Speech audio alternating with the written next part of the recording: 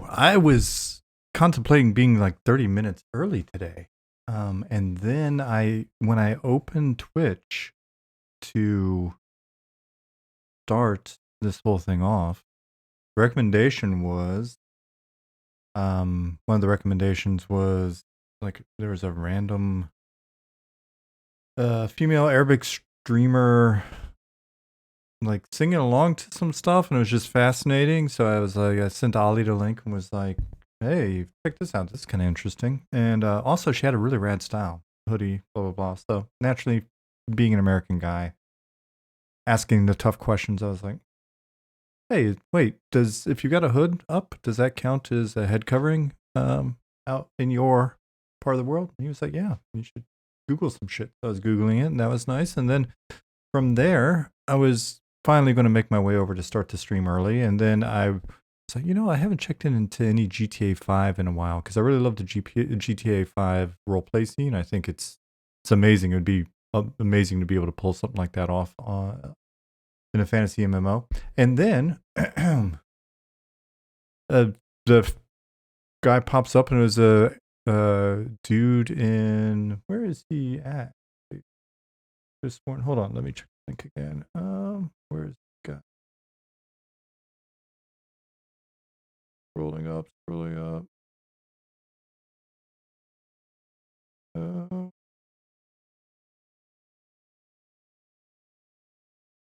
Thought he's Saudi. Anyway, Arabic roleplay guy, funny as shit. Just I had to send Ali that link as well, and I was just sitting here, like my face is sore from laughing at this guy. So definitely want to go back and watch more of his stream at some point. So that's where my 15-20 minutes before this all started wound up going. Hey Beer Chug, hey Rev Chumley. I should probably start Unity in the background while I blab on. Those of you watching on YouTube, welcome. Please hit subscribe.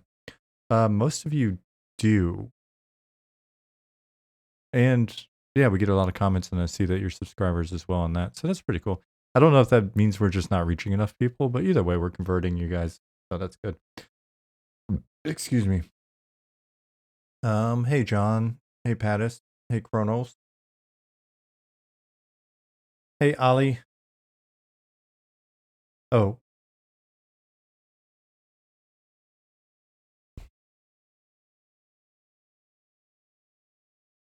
I set up a light. I mean, there was a bunch of crap over in that corner. I had to build some shelves, and there was a bunch of crap on this table that I want to use to put the plants on. I have a grow light that just came in last night, and I sort of rigged up a little suspension above it on the door that's leaning against a different set of shelves. It's pretty Sanford and Son. It's pretty it's pretty different looking. So I sent Ollie a picture and was like, "How's this look?" And he just laughed at me. What kind of rigged ass shit is this? I asked Ollie about gardening, and he sends me like 15 links on like low power Y 2 kilometer rickety ass lighting. It is super rickety ass. That light's not going anywhere, man. I screwed it into the top of that door.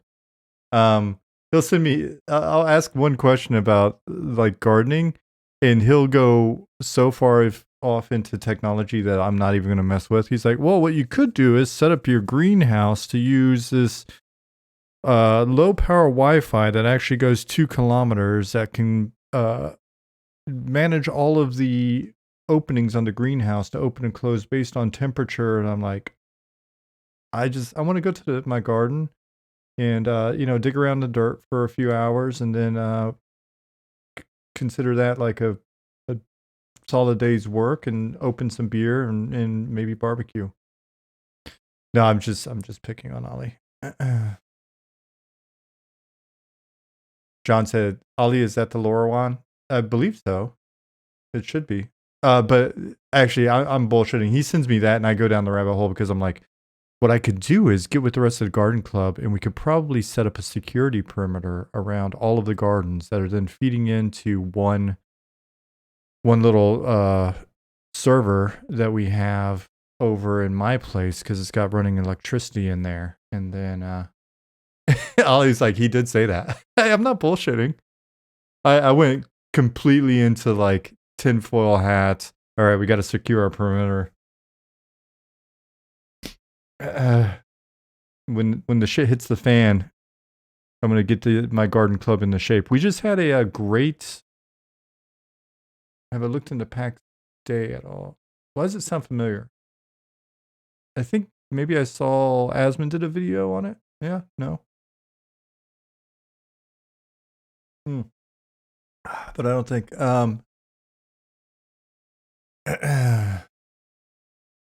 Yeah. So anyway, we just had a great garden club meeting on Sunday, and I didn't realize it. There's a biker clubhouse bar near where the gardens are because it's on the edge of town, and it's called the Chopper Club, and it's kind of a affiliation neutral place for bikers to go.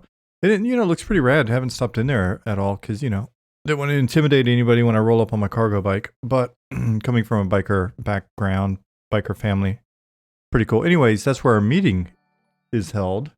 And I didn't realize our meeting was held in there because the garden club actually owns the building, which is pretty rad. Now I'm definitely going to stop in and be like, hey, can I get a beer? Like, we own this place. Butcher Brown says, hail and well met. It is I, the Butcher Brown. What's up, dude? Hello. With that intro, I'm going to assume you're probably pretty cool. All right. Thursday is my streaming Friday, so welcome everybody to my streaming Friday, but my Friday isn't really a Friday. My Friday will probably be Saturday. Because I believe it, let me check. My birthday is on Sunday, and there's a Psychobilly festival like a kilometer and a half from here, so we're going to probably drink beer, walk to that, drink more beer, stumble back, and then my birthday will probably be headachy. I'm all moody and negative. So let's wring the joy out of me right now. I was supposed to be born tomorrow. I was supposed to be born on St. Patrick's Day, and that's my middle name's Patrick for that reason. Sean Patrick. My parents like the whole Irish thing, I guess. And or at least my dad's side of the family did. And then I failed them. That was the first mini failures in my parents' eyes.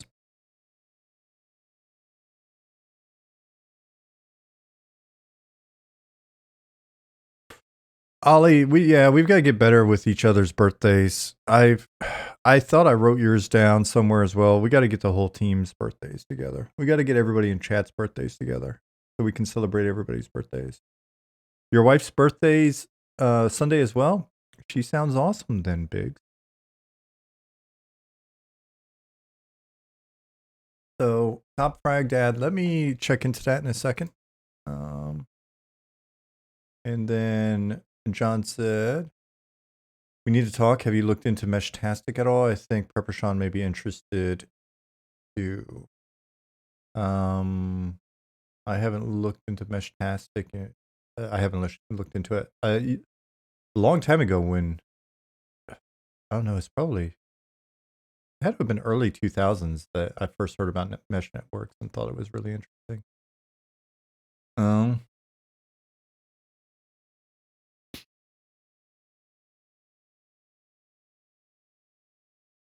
Low priority, but it'd be cool if the game had some kind of happy birthday message, maybe a one-time birthday cake or something like that. Like actual birthday and character birthdays or account birthdays are great to track. We need to remember to set up that when we're setting up our customer management system. Is the dev team working on this full time, or is it mostly moonlighting? It's mostly moonlighting, and yet very productive moonlighting. We talked about that a fair bit. It's just my background. If you don't know me, Brown Butcher, I'll just call you Butcher. Is I've worked in the games industries for a while now, and I think it's probably a couple times per stream I brag about the team and how productive they are, despite being Mostly part-time.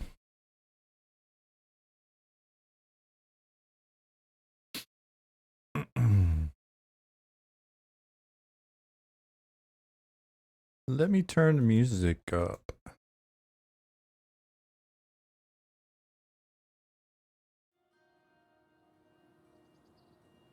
I'll turn my headphones.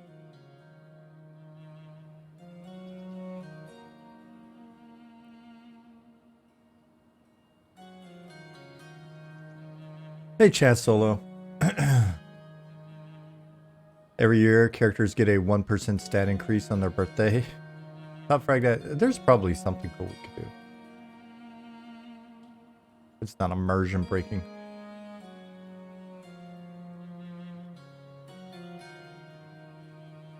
Birthday steak? Oh, I was meaning to bring up Pax Day in the background. Pax.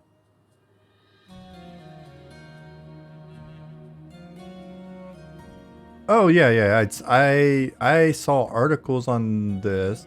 I've read a couple articles on it, but I haven't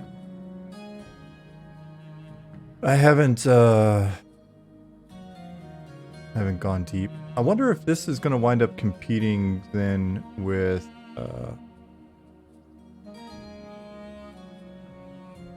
competing a bit with Blizzard's new thing.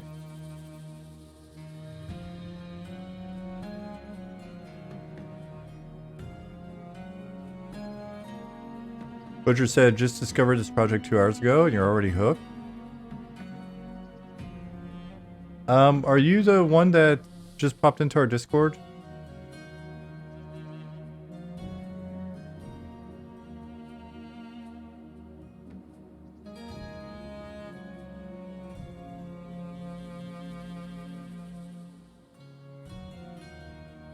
Okay, Green Grocer. Cool. Okay. Yeah, I read your comments in your bio. I like it when people do the intro.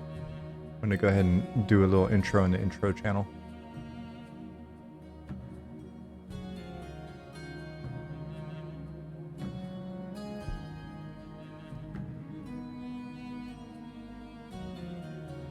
Pat has said EQ now tells you your character age in Earth and North years, and then makes your name color cycle through colors. Your druid's birthday was 2 days ago. Oh, rad. Hey, Shifty.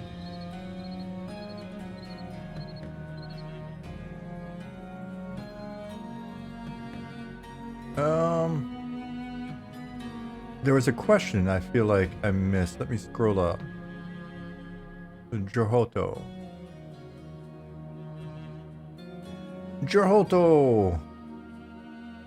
Hey, how's it going? Just wondering why choosing Unity for an MMORPG. I'm not saying it's good or bad.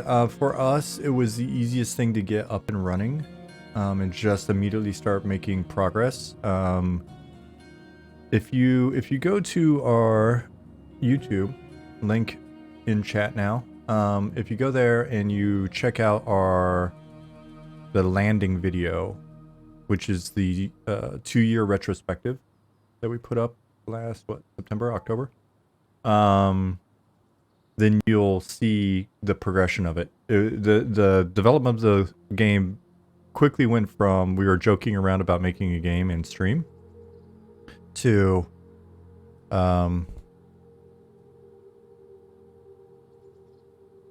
Ollie, Bunny, Nick, and I did it in alphabetical order.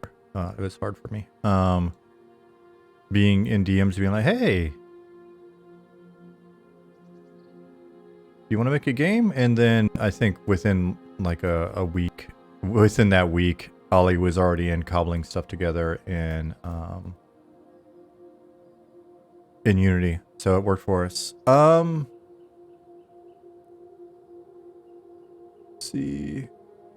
I have a died stat that just keeps adding dates. Tombstones would be massive. I thought it was super cute when the first time, well, all the times, but the first time I died in Project Gorgon, and they're like, you've gained experience in dying, or you gained a skill point in dying. So, yeah. So anyway, the last stream, I always just, I pray that when new people discover us, it's via the stream or something, or Discord, where they have a chance to sort of acclimate. Because I'm always worried, like I'll start out a stream like this, it's 15 minutes of just blah, blah, blah, and then and I'm always worried that somebody's gonna like be recommended our game via like a stream on YouTube where I'm bullshitting for the first 20 or 30 minutes, and then be like, I'm not interested in this. But then again, you know, if they churn, then I probably will never meet them and can't feel bad about something I really don't know about. If you're new here, I am playing in editor, so expect a little bit of frame rate hits relative to our. Oh, geez, Pattis, I've never. You gotta watch Pattis, man. He'll go crazy. He'll go crazy. Be like I added a thing, and then come to find out it's an entire like cave network. These are cool. Yeah, GM speed plus chunky frame rate in the editor makes for some. Oh, this little person's gonna live in here probably. Yep, look at these little windows. Probably little gnomers. Once we have crouch, Ollie's working on the character controller. Ollie, can we finally have crouch?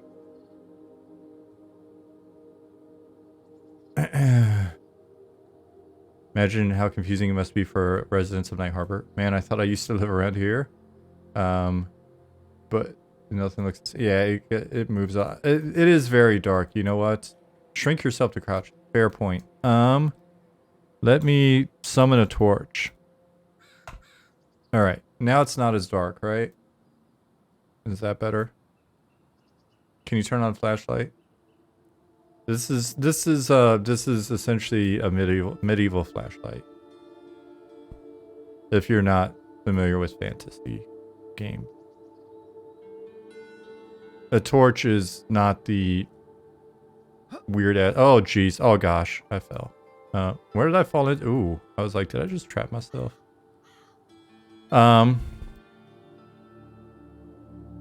Anyways, yeah, it's not the weird British thing. It's an actual torch. So,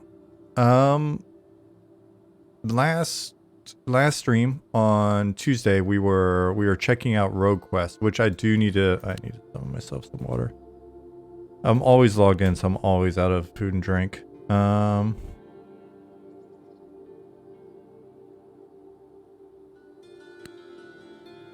Where did it end up going? Cool. Yeah, so we were working on Rogue Quests, and I'll go back and check the last little steps, because I completed, or I tossed into the final hand-ins for the Rogue Quest that we were looking at on Tuesday. Excuse me, but I haven't tested them yet, so we'll test that together. I got really distracted yesterday when I was supposed to be working on Rogue Quest, because Pattis redid the northern Newbie yard. So this is not the Newbie yard that you guys have been seeing forever. This is the one up north, heading towards Sungreet Strand.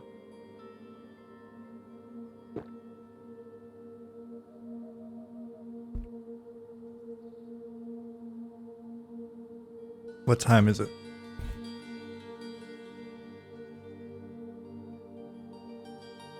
All right, so we'll make it daylight so we can see a little bit. We can take a quick tour of the Newbie yard here. So we've got a little cemetery over there. There's a quest NPC that I'm gonna throw in there a little bit later. Probably not on stream. We've got the Walden Garden Estates that we were talking about in a previous stream. Once we've got doors for these, I'm probably going to door up 2 or 3 of them, just because they're going to be, for now, they're going to be reserved for player housing. So you can own one of these farms. How fast is in-game run? I don't know. Let's see. or how fast is in-game time? I can't do the actual ratio. Somebody that's good at math in their head do it really quick, but we're at, what are we at now? We changed it from 72 to, are we at 40 minute cycles? Or I forget. If Nick's in here, he'll tell. Or maybe Ollie remembers. Used to be 72, Ollie, but it was a bit long. And then, oh no, it's the opposite. It's the opposite. It was at 40. It was at 40. I'm wrong. It was at 40. Nick had been saying 72. We switched it to 72. It's at 72, which has been nice because it has slowed down dusk and dawn a little bit. Though I still, to this, I think forever I'm going to be making the argument that I would love for us to slow down the actual sunrise, sunset. I don't know how we're going to do it. Like, do we make an oblong instead of a circle? Is it like an oval path? But anyways, because it's so pretty when you've got all these shadows and shit in both directions. So it'd be nice to extend dusk and dawn and have that eat into a little bit of day and night. So 20 to 1 then. Sounds great. Second dimmer sun? No, because then we'd have to change lore. And because there's stuff with another sun. You'll learn about it in a few years probably once we expose that to you. There's lore. There's lore. Trini D said just watch the 2-year retrospective again. Should be required to watch that once a month. It's so good. I should watch it once a month as well. That's a fair point. We can't require you guys to do shit, to be honest. We require you to be cool to each other. That's about it. So here, I'll go up here so we got a nice overview. Oh, I'll go over here so that we got a nice overview of that's the landing pad. I need to go to the launch station.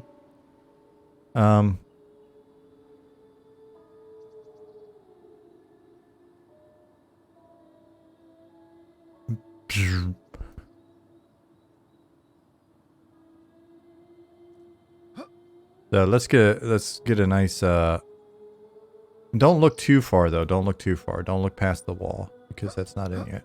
Here. You can kind of see over there various estates. Actually, I like it better at ground level.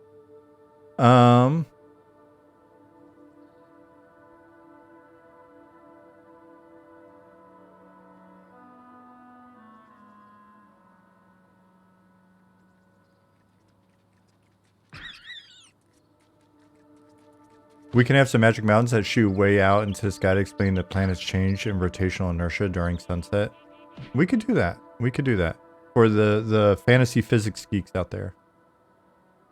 The irrigation system to keep all that green alive must cost a fortune. No, we've just got there's a really great aquifer way below here, and then there's a glacial lake up in these mountains. And I'm not even making this up. There's a glacial lake up in the mountains. There's some springs. You'll see the aqueduct coming in from the mountains into the city. At some point you may meet the ogre mercenaries that are guarding the reservoir. That's all lore. Oh wow, chain reaction. The farmer is pissed. He's just ping-ponging all the way out. Alright, he may make it back to the farm then so I can show you. And then we've got a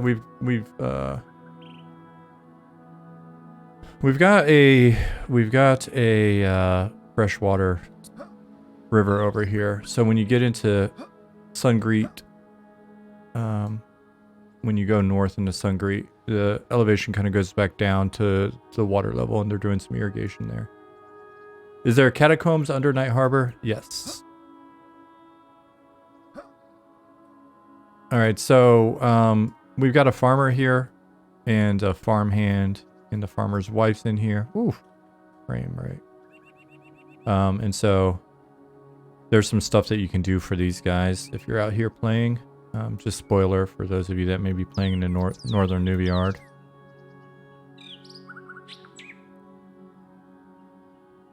So He's tired of all these bugs and bats and snake and stuff like that climbing up in here.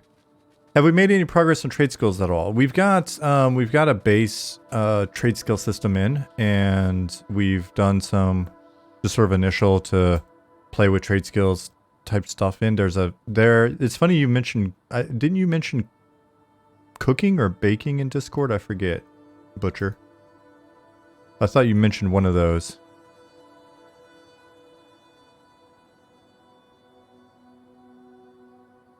A farmer says, I've had it with these MFing snakes in my MFing farm. Yeah, he actually does basically say that. So you can help him with that problem.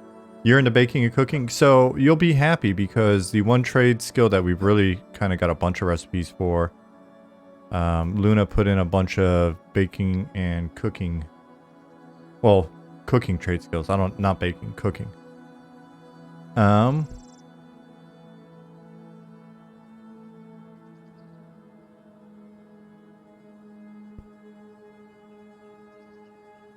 Trying to get to where you can see it, get a little view of the city from the side of Newbie Yard. This is a fun Newbie Yard. The time I was spending making some adjustments and putting some little things in here. I actually think this is a fairly pretty Newbie Yard.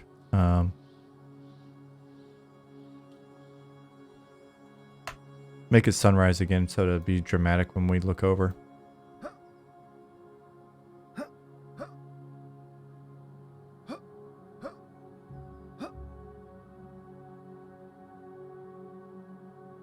What's up, UK rats? Well, you didn't know how you're gonna get through this work shift without the soothing tones of my voice this Thursday. Oh, that's so sweet. Oh, and it's seconded by Team Nova. You guys are so nice.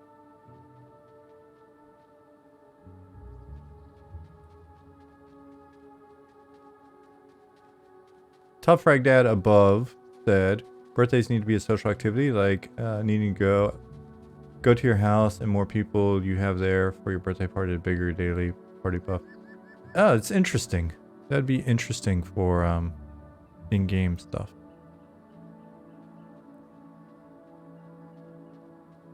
Hugely appreciate the calm streams. I never feel calm when I'm streaming. So I'm glad that you guys perceive it that way.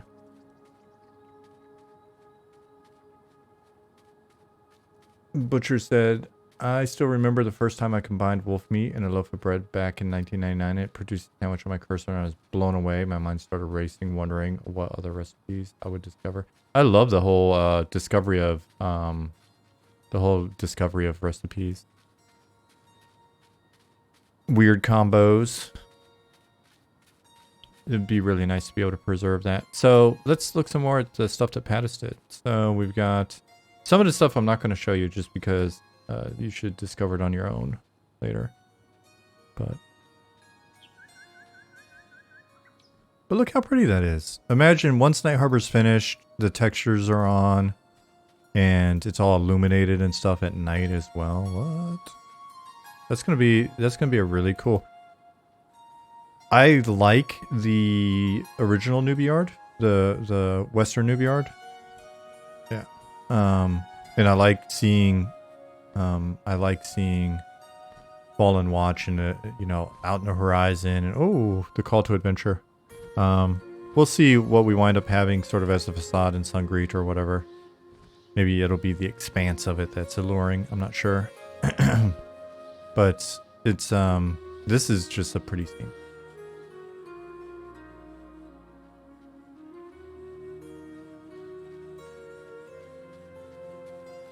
Top Frag said, speaking of Discover, I remember playing EQ for an entire year in 99, only to realize in early 2000 you could zoom out and see your character. Did you not read the manual? Cool. So we've got a little camp over here as well.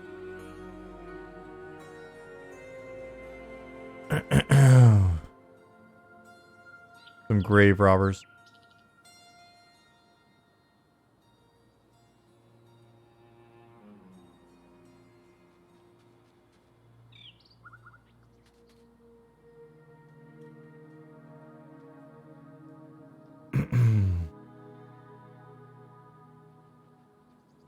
How do I say your name? Is it Solstice 79? Said, to be fair, in early 99 you couldn't zoom out. They only added that with Kunark.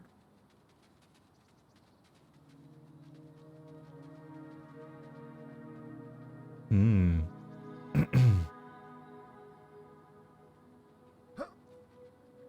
Is that true? Was Kunark when third person was finally added? I don't remember that being the case, but it was so long ago. Solstice. All right, that's easy enough for me. I probably could have figured that out if I had spent a few more minutes actually staring at it. Residual 8 said, thanks for your work on Planes of Power. Our guild broke into time last night on Yellowknack. You're very welcome, and I would like to point out that the way that Residual 8 came in and said thank you for Planes of Power as opposed to busting my balls about Plane of Knowledge is the preferred way of dealing with that memory, that expansion. So just in case anybody else is new out there and you've yet to speak, or if you're inviting a friend to come hang out with us, pro tip from Residual 8. I'm not picking on you. I'm not picking on you, person. I'm trying to remember. I wish I could remember exactly. I'm gonna scroll down in events. I bet I can find it.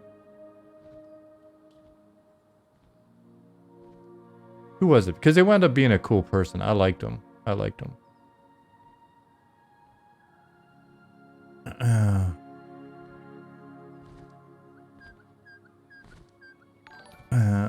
Solstice 79, thank you for the follow.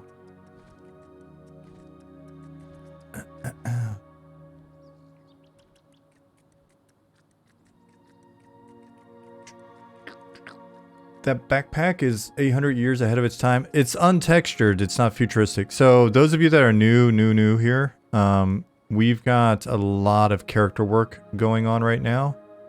Basically just changed a huge amount of our pipeline.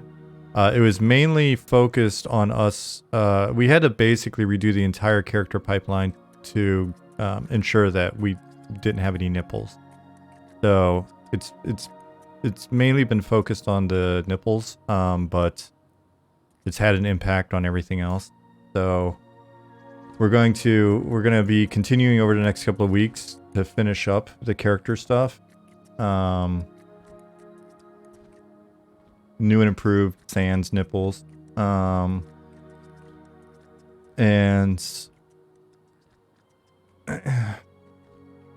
no nipples? Man, I can't wait to read this lore, Top Frag Dad said. Well.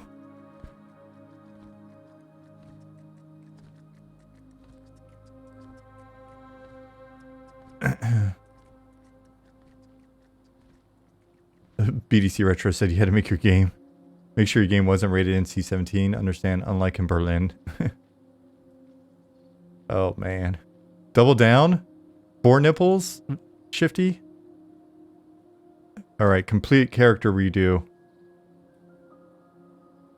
Butcher, that's too far. Rein it in, buddy. Rein it in. Disgusting. I missed some stuff above. Nipples are on the knees, guys. And then they would be nipples. Hey, what's up, Brex? I see you up there. Trying to... Old UK Rad said, incredible how fast you guys basically gave the Newbie art a facelift. When you guys get past city, I think the outdoor zones will come together quickly. Absolutely.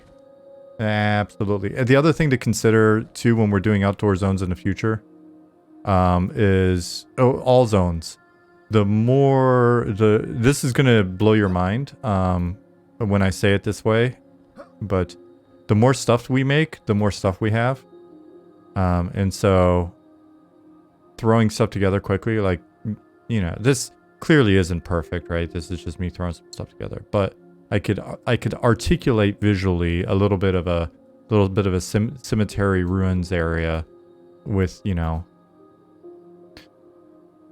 what, an hour's worth of work. I put in a lot of little grass sprigs by hand, so maybe it was a little bit longer than that. But yeah, we were able to come in and you see the small bushy trees or just the big trees, all of that type of stuff. Later on when we got more bushy plants and all that. Anyways, the more of an asset library we build up, the easier, faster it gets for us to do things like outdoor zones. And outdoor zones have a great, they have a fair amount of gameplay. So, just like I said, I spent some time in here yesterday, throwing in some population tweaks and some new population and quests, and that's not to sell Pattis's work shorts. I know he definitely put effort into it, but my assumption is if Pattis were to speak up, that making these updates is probably a far less intense experience than working on a lot of other stuff. Oh, damn.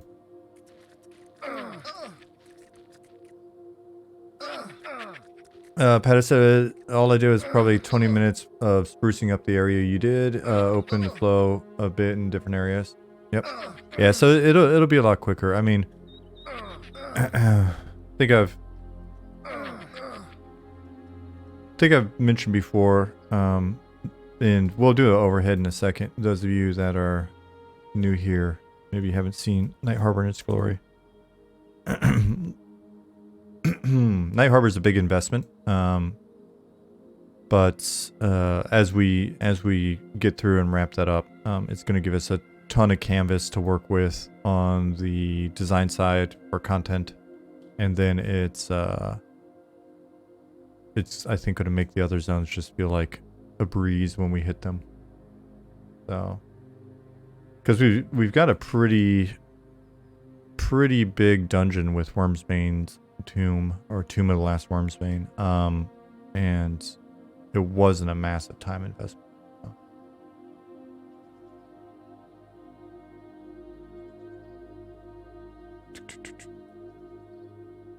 Are you pro clicky item, or do you want items to be non-clicky? I think the bulk of the team is pro clicky. We're all pretty pro clicky. Pro clicky, pro Twinkie, pro campy.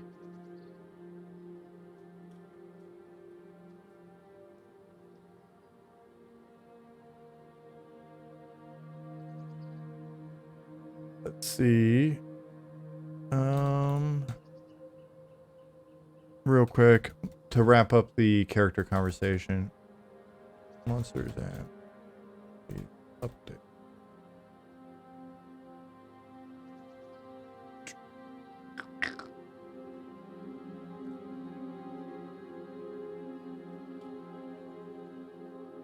So those of you that have not been to the website, you should check it out, bookmark it, RSS feed it, or whatever. We've been doing some character work. And so the final result will be moving us in this direction, and we've got some concepts for some of the different takes, just with some color changes and stuff on that outfit that you're seeing there. But you can see more on our website. And I think I think I saved the different helmets and hair sort of clips and stuff like that for this month's update. I really like this area here. I think it'll wind up being a bit of a red mantle guard compound. So excited to do some population work in here later to that effect.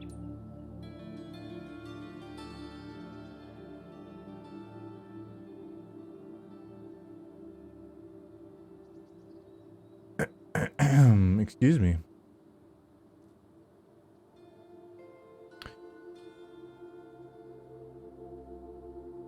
Mask said, I've successfully kept myself from asking about more info on the stress test for like 4 streams now, but I'm itching to hear more. Can't lie. It's pretty straightforward. I mean, essentially the idea is that we just want to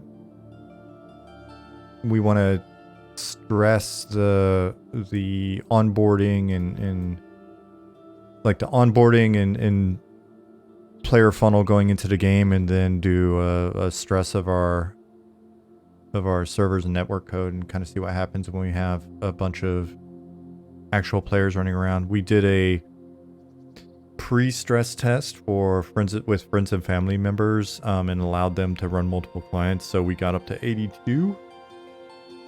Excuse me, and we were able to identify some tweaks that Ali was then working on. So if you're interested in the results of that friends and family stress test, Nick reposted it in our Discord, link in chat, and Ali gets into a lot of technical details as to what he was seeing, etc.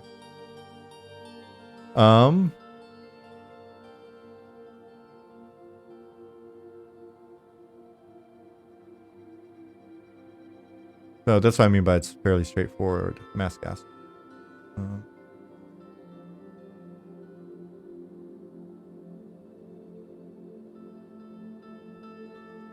Nicodemus realized that my time didn't change. Everybody in the US, you guys had a daylight savings time. We haven't had ours in Europe yet. I'm streaming from Germany, so it hasn't changed yet. So we're offset by an hour. Sorry about that.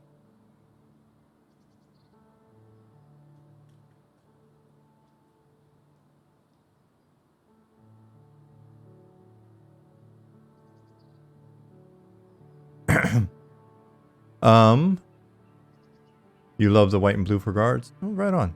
Yeah, I think they look dope. So is Germany a 5-hour difference from the East Coast or 7? Well, it was 6 before you guys just did daylight savings time. So it's 1 hour difference in whatever direction. You guys changed it. I haven't kept up with it. UK Rat said, since you guys are making starter quests for each city or each class in the city, how transferable will those quests be to other starting cities? It seems like a lot of work to make starter quests for each class in each other city. It is a fair amount of work, but it's work that we will be doing. They're not transferable because they're meant to give you a different experience based on where you start. Now, keep in mind, we are also doing every single class in this city for proof of concept. So there's a bit more work here than maybe other cities will be. And we're also learning a lot about making quests, and we'll be getting a bit faster.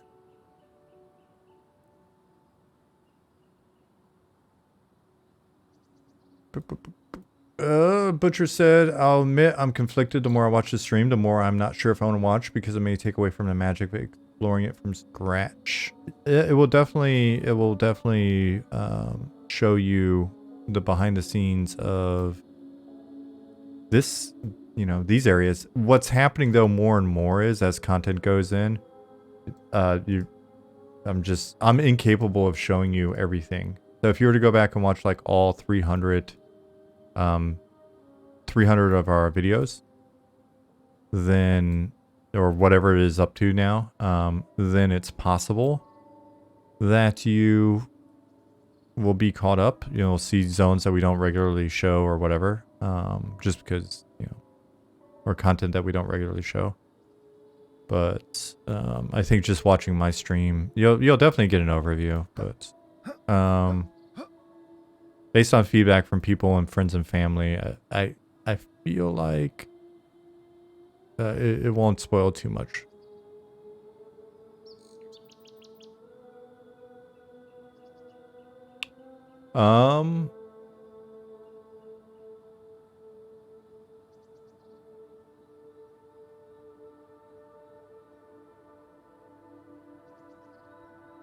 Brex was just responding. Yep.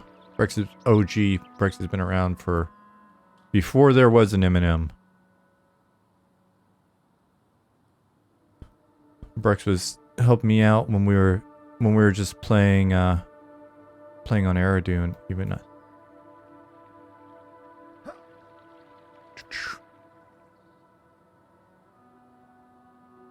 Again, and I'll say this 20 times per stream, just because the question was asked in the past, and I think it's fair. Anybody that's a lurker and maybe just came in and are going to give it like 2 minutes to evaluate what they think about the game, I always want to make sure people get the right impression. And so when you see this lagginess in here, it's because I'm playing an editor. If I was running our actual built client, it's buttery smooth.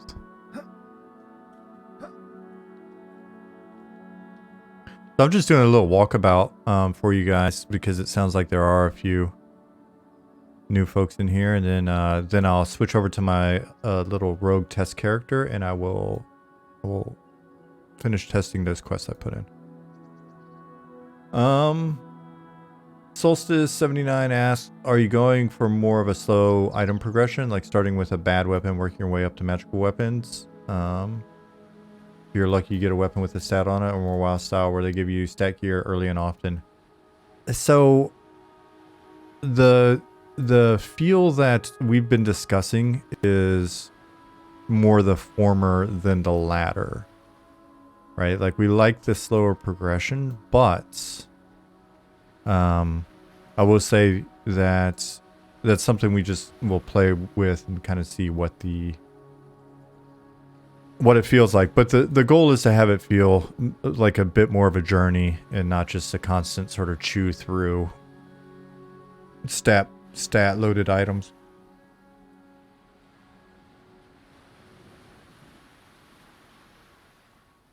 If you're asking my opinion, not, you know, speaking for where we're eventually going to land or the team or whatever, I like the slow.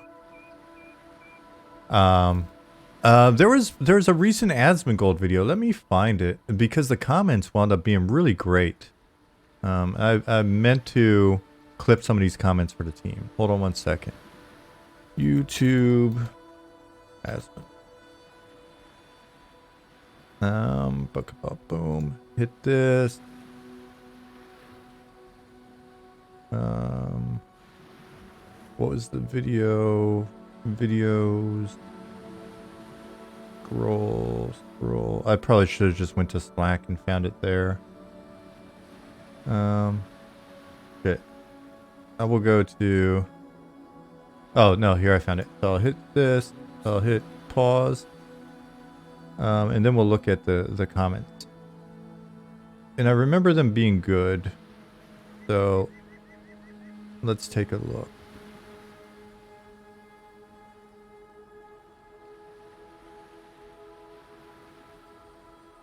Hit pause again.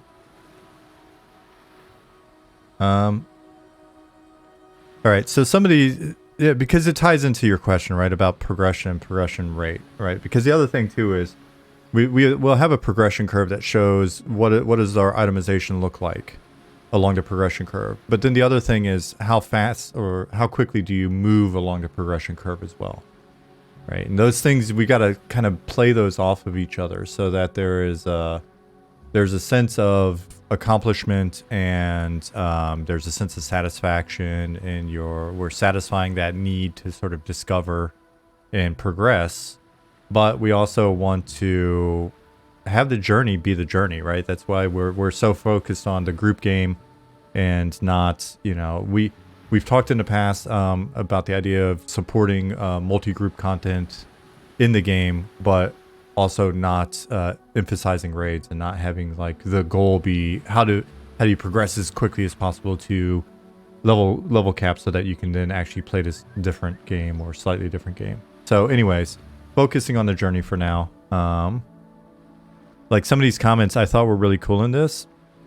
And the actual video is why WoW Classic Era realms are suddenly exploding, and it was talking about like this Iron Man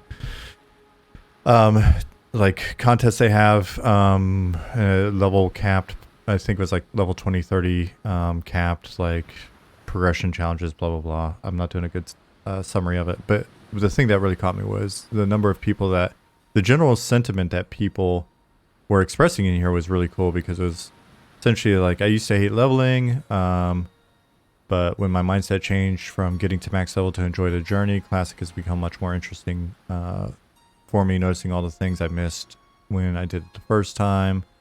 And, you know, essentially there's a lot of these, you know, I like the slow leveling in Classic, feel the progression, journey, you feel that +1 strength weapon, blah, blah, blah, right? Like, so there's a bunch of that in these comments. Classic WoW has a slow and relaxing rhythm of gameplay. It's forgiving, but also makes you live with certain decisions. You know, so I just thought it was a fun comment section. So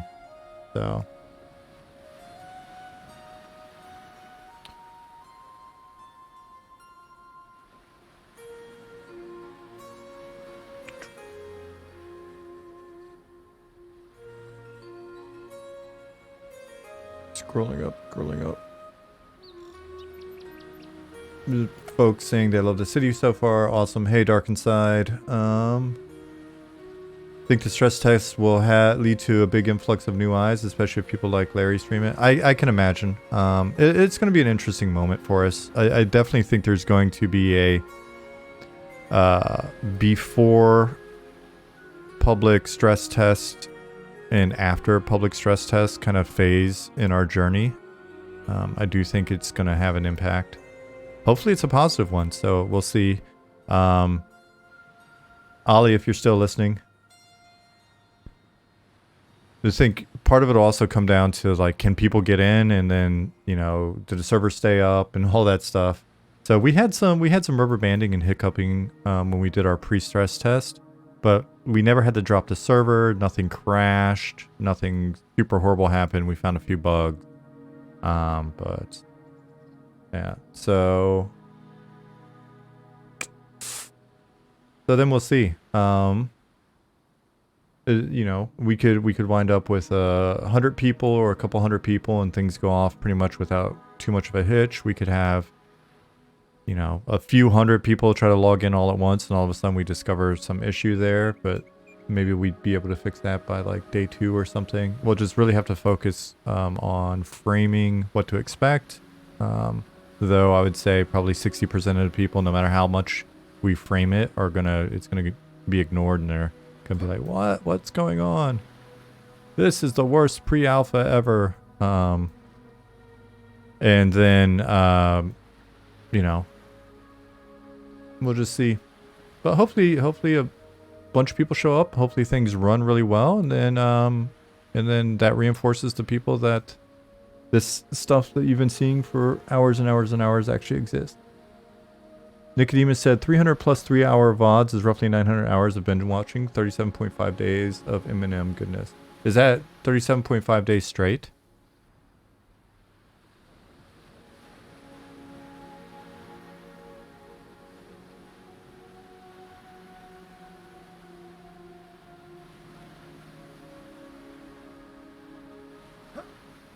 So I was talking to Pattis about once we've got them available, because they're different door shapes, and I really don't want to, because it's in data. So what I'll do is I'll move a door around in the editor, like you saw me do the other day. I'd like zoom around in the editor and then move a object around to get the coordinates. I've got the feeling that if I don't wait until we've got different doors for the different doorways, then making the little adjustments is just going to be a giant pain in the ass. But once we've got those doors, I'm going to go through and start dooring some places up, so it'll be a bit less porous. Now, many of these places will have NPCs and stuff in it, but a number of these places will also just be player housing, right? So you may have the ability to basically have this as your house. We're not doing instance housing. It'll be in-world. And so we'll see. I asked him if we could get like a colored door, like a red door or something like that, so that when you're running through, you can kind of distinguish and start to get a feel for like, oh crap, that would actually be, I could rent this place. Oh, that's pretty tight, right? Like right here on the water, rent's maybe a little bit higher. It's a smaller place, but you know, you're on the water. That's pretty cool, I guess.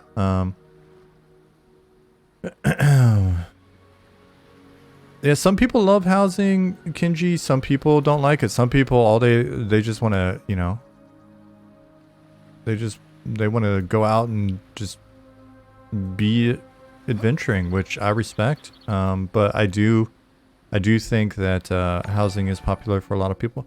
Now, I think where we're really wanting to get, Belfaster, thank you for 15 months, buddy. Good to see you. Where we really want to get, and I know this is a goal for Ali as well, as we want players to be able to own ships as well as housing.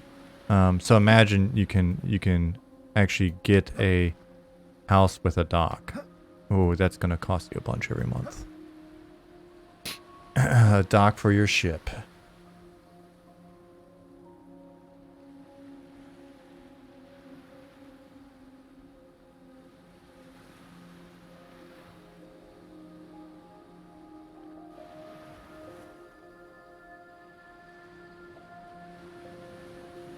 Nulak, a car? You want a car? Kenji said, I think if you do it right, then housing is optional, so no one really feels like they need it. It'd be nice to give it some functionality and make it something prestigious.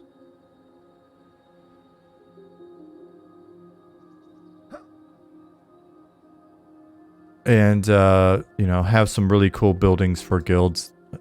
And maybe, you know, maybe even have criteria for some of the buildings where the only way you can even get the lease is to do something pretty badass and notable.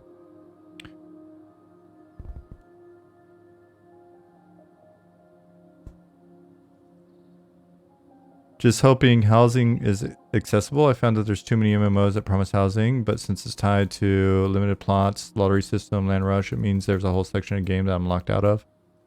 So there are gonna be certain things. We'll try to provide some fair options that exist, but there are definitely gonna be some things that, you know, the people that go hard, they're gonna have access to some things that other folks don't. But some of it may also just be tied into where you go and what you do in exploration.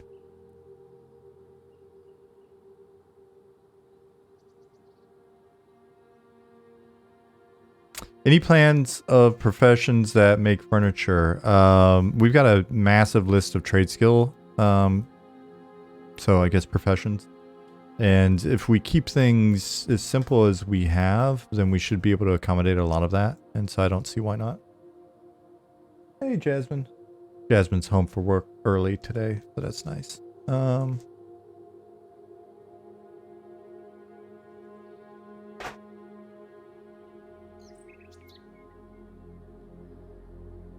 No, you didn't miss anything crazy. I committed you to player owned and player owned ships, and we talked about housing for a bit, Ollie. So sleepy? Do you need more caffeine?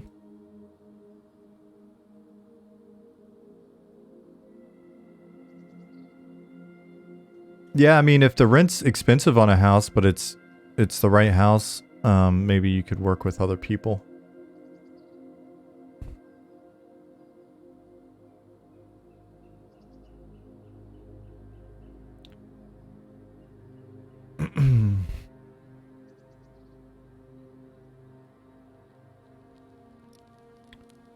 All right. So we've run through part of this. We went through a fair chunk of the city.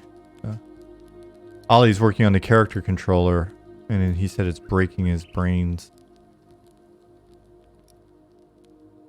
So I'll let the sun go down while I finish my coffee, and then I'll switch to my I'll switch to test rogue, and then we'll see if the turn-ins work for these last quests.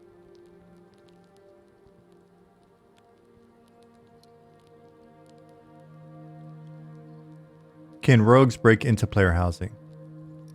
Probably not.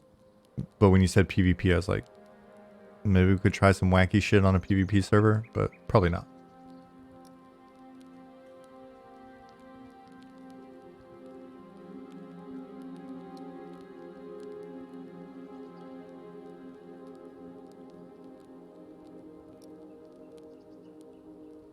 Flag your house as PvP? Hmm. Maybe there's certain content where you have to basically flag it as being vulnerable in order to have certain other things happen. I don't know.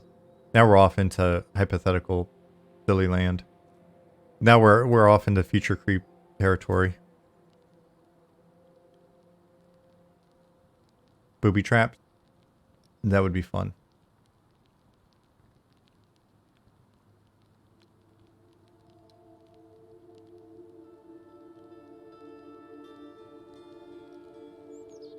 So Paxi, the concern is definitely a fair one. I would say, since we're running a live service, right? It's a live game. We can keep an eye on that as we go, and we can see if new opportunities need to be made available for players to, give people that really want that opportunity but can't seem to find a way to do it, an option. Excuse me. My dog's losing his mind because, I don't know, maybe Jasmine went upstairs? I don't know. He's being silly.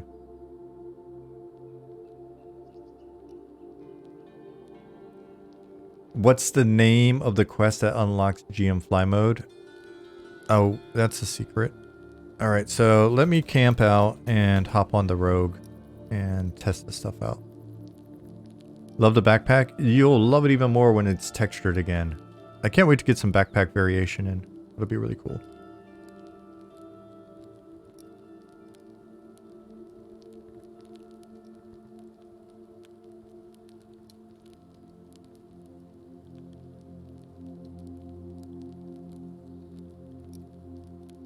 Kinjoyo Jimbo said, love the moody lighting. Oh, thanks. Yeah. We've definitely been leaning on that.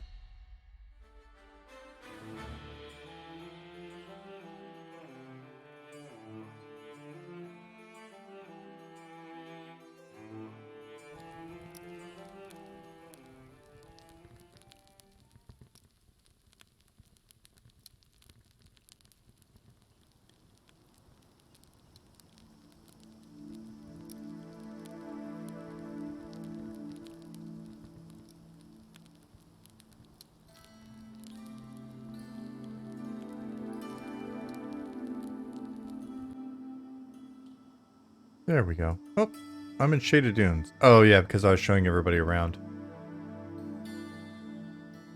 At the end of the last stream, we did a little tour. Showing folks around. We are zone-based. So one of the fun things we can do because we're zone-based is mess with facades on the other side of the zone line.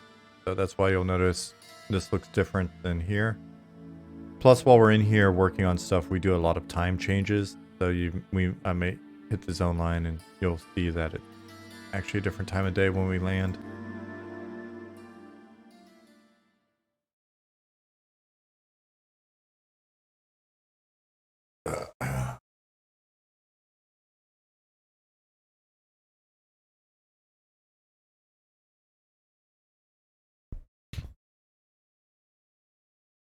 Hey, Goblin.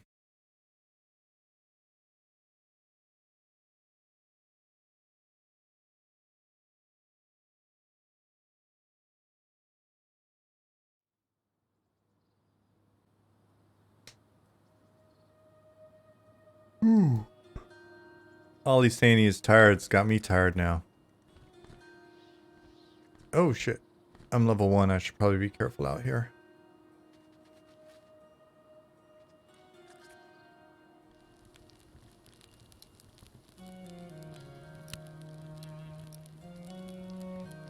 Alright, so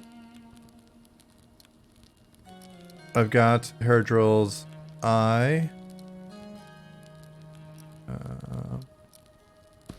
Rope and grappling hook. I have not added. Yeah, quest for well, it was used in our previous quest. Fine leather.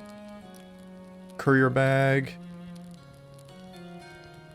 Emissary's courier bag. It's locked, but it's proof to Earthfan that the emissary is dead. All right, great.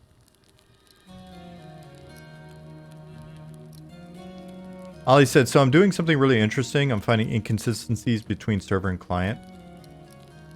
Is that something you want to talk about on stream? You can hop on stream, Ollie. I don't know what's going on your end, but you're always welcome. And you're reconciling them by resimulating the server over the inconsistent period.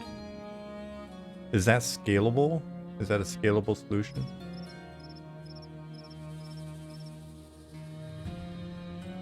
Rain has been disabled. Been a while since I've seen the rain. Might be due to the climate being desert. Oh, nope. It's it rains. It was raining earlier when I was working. It is scalable. Cool.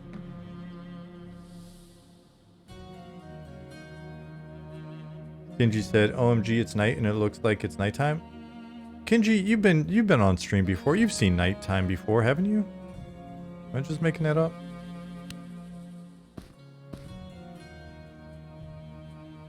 Okay. But you just really like it. I understand.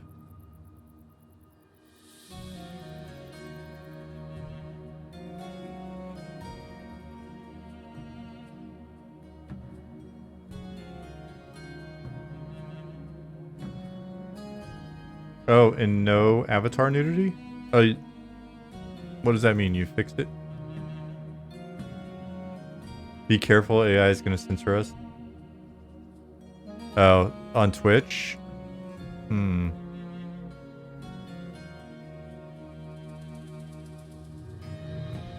You love it because you've seen games where nighttime is bright as day? Yeah. Yeah, I mean, it's more convenient.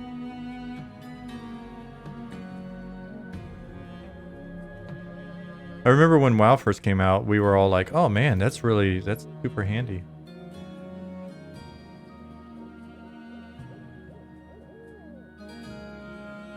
No Man's Stream has a request for you, Ollie, when you're doing the character controller work. Will you make it so that if your character runs into an object, it will start crouching and run slow, and you won't know because you're in first person? It's a very important classic feature to retain. Decappy said, WoW was supposed to have Dark Knights, though? Really?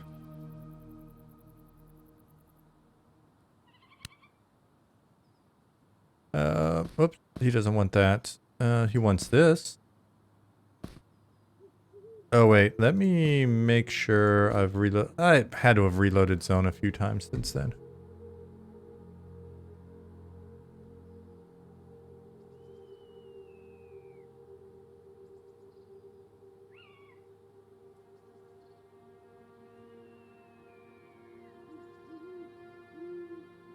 Would be interesting if you could incorporate AI in the responses of NPCs, guide the parameters to instruct AI to roleplay. They are citizens of Night Harbor. It's going to happen in the future, right? I don't know with our product necessarily if that's going to be the case, but it's a thing you'll start seeing it.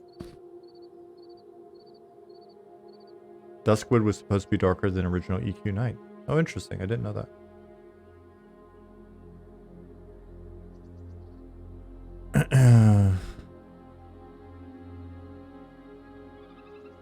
Cool. What about this?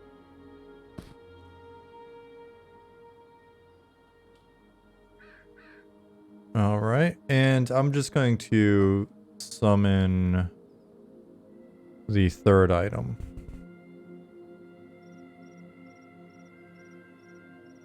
I think this is it. Yeah.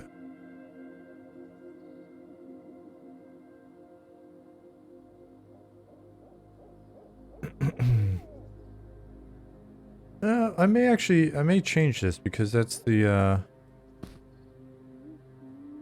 yeah, let me change that in the quest. I'm going to do that right now because there's no reason for you to give that up. Hey, Gulo. I was thinking it was a different ring because my dude dropped 2.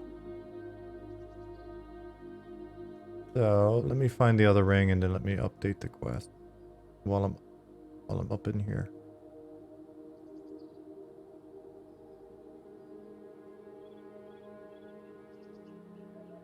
It's so funny. Ollie's such a smarty. He's over there resimulating the entire server in order to fill gaps. or inconsistencies between the server and the client. You know what I'm doing? It's screwing brand new. Why do I always mess up? I'm just screwing grow lights into old doors. I duct tape everything. We specifically the instructions when we first started designing the design tools was it needs to incorporate approximately X percentage duct tape and chicken wire. Otherwise, it just won't feel right. You can't have an old school feel if you got tools that don't have some old school constraints and silliness going on. Speaking of which, oh, there's a thing I need to test. When we get done with this, we'll go test and see if I can. Basically, I was using a volume to trigger a mud action to trigger a different behavior in an NPC. I think that's what I was shooting for. Because I couldn't use the volume to trigger the, or maybe I could. No, I can't. No, I can't. I don't think so. Because volume, it can't trigger. All right, so we'll look at that in a minute. We'll look at that in a minute. You guys are like, what is this dude even talking about right now?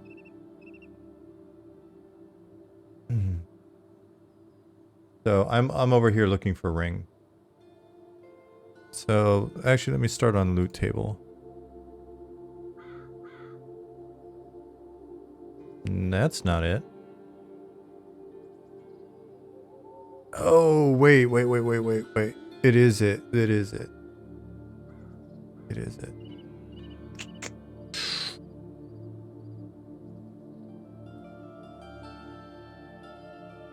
Yeah, I may change this quest a little bit then later on.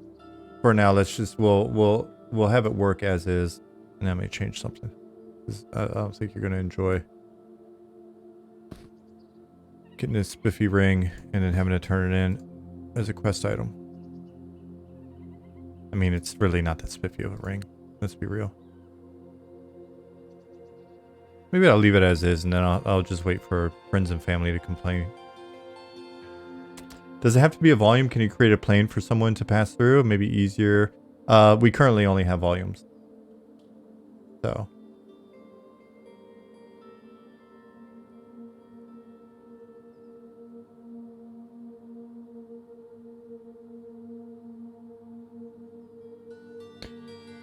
$2D versus 3D logic, but it's we've got more Ds. Can't go wrong with more. More Ds are clearly better Ds.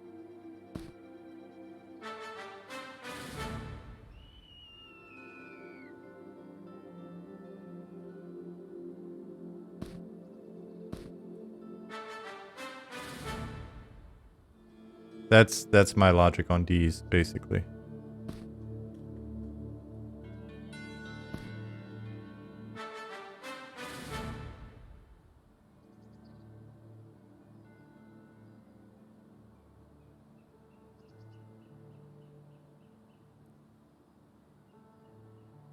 $4D logic, please. What you didn't know was I was already playing 5D chess in expressing my views on D logic.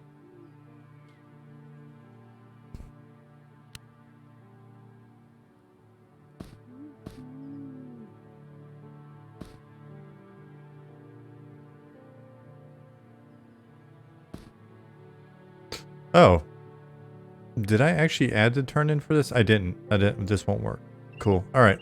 So, and then here we're done. So this is, with that turn in, we will be done.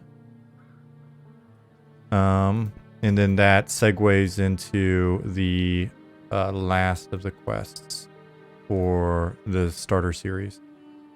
So, okay, everything works. Let me make a note to...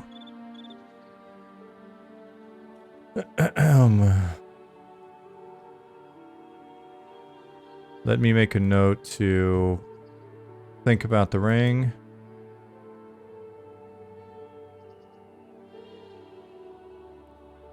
And then do final turn in / plot twist. And then it'll just be a matter of the couple of steps after plot twist, and we'll be completely done, and I think fairly well tested for the rogue. But if this gets pushed to friends and family, we should be good to go, because everything up until that point, it's not a Toma. Damn, John, you're so fast at those. Question, I didn't find it on the FAQ. What's your stand on third-party programs or add-ons?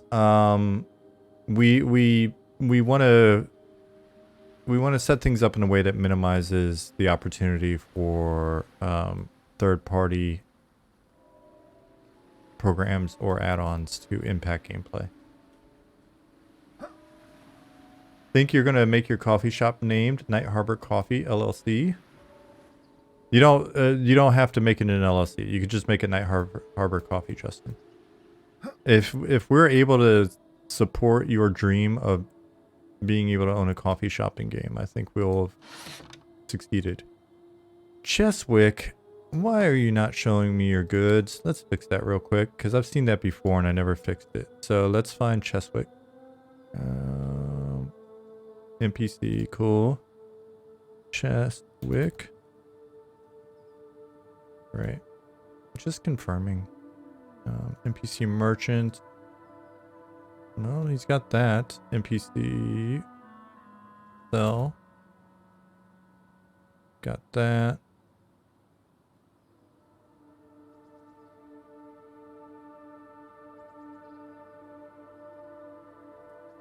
All right. I mean, it looks like he's got.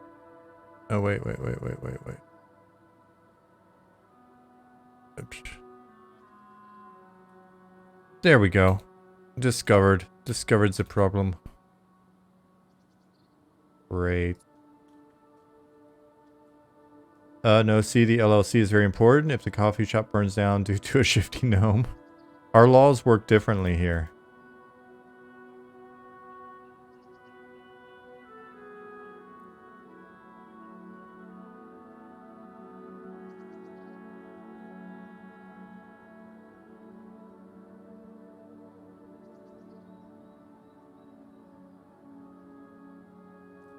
There are certain things that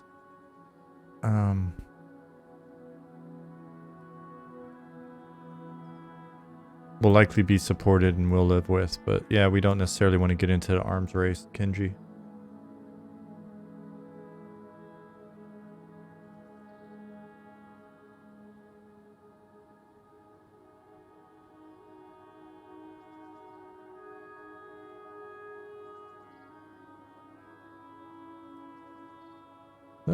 Is that just not working?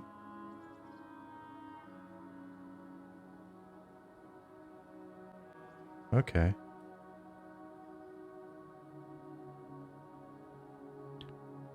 There we go. Fixed them. I don't remember seeing a bug with his name on it, so I'm wondering if people just have never interacted with him.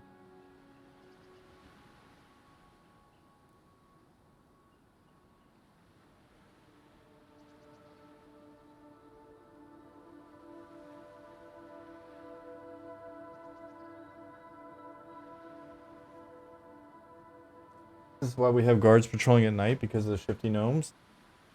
The shifty's fairly harmless.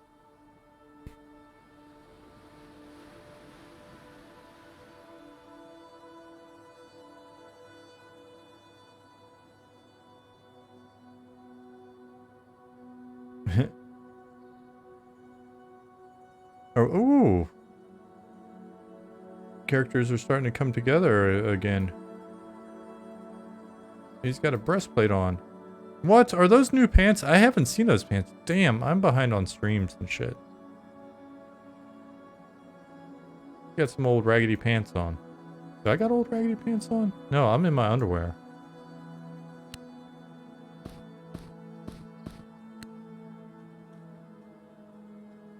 still in my underwear. Okay. I'm wearing my Jordans.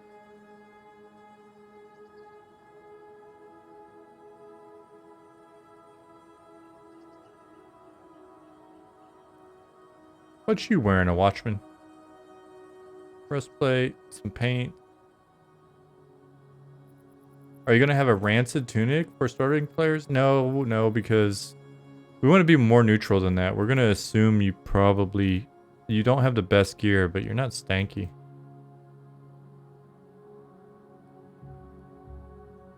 Maybe that'll be an option at character create. Oh, my torch ran out.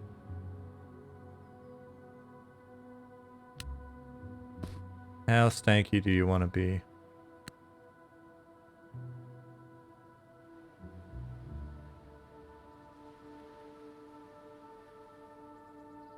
Can you have the best gear and be stanky? Yeah, well, I'm a fan of, I don't want to speak for the team on this point, but I'm a fan of the idea of there being different versions of the same stuff out there that you can find. And so, so maybe instead of like a flowing blue, I'm trying to not to just use names that you obviously know the reference to, a flowing blue silk sash, totally made up item. You could get a stanky sash. Stank slider in character creation. We'll put that on as like a after launch feature probably.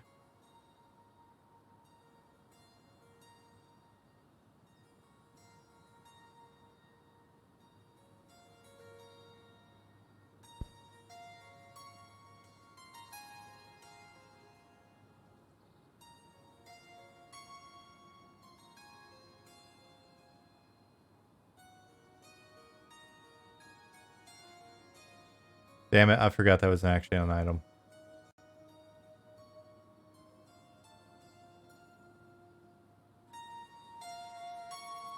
So anyways, if you watched the last stream, well, you know what? I've still got it, so I can do it again. Here.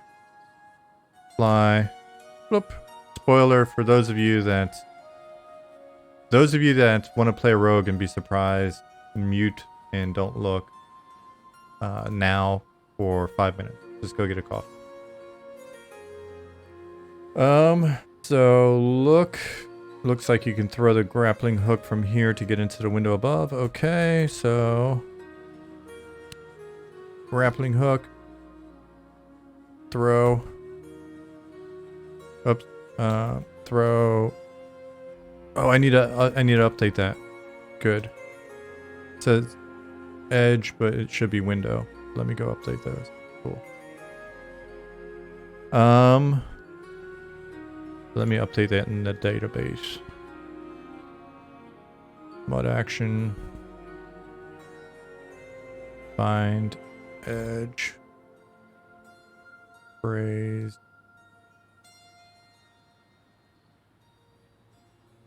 Window. I still think we should do something about those windows so that you can't actually get in the window and you have to go all the way to the top. I don't know. I doubt Pattis is probably teaching now or whatever. Pattis, are you still there by any chance?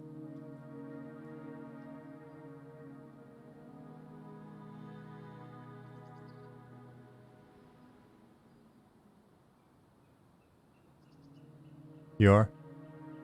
What do you think about this? Because it would require your assistance. Hey, Isan.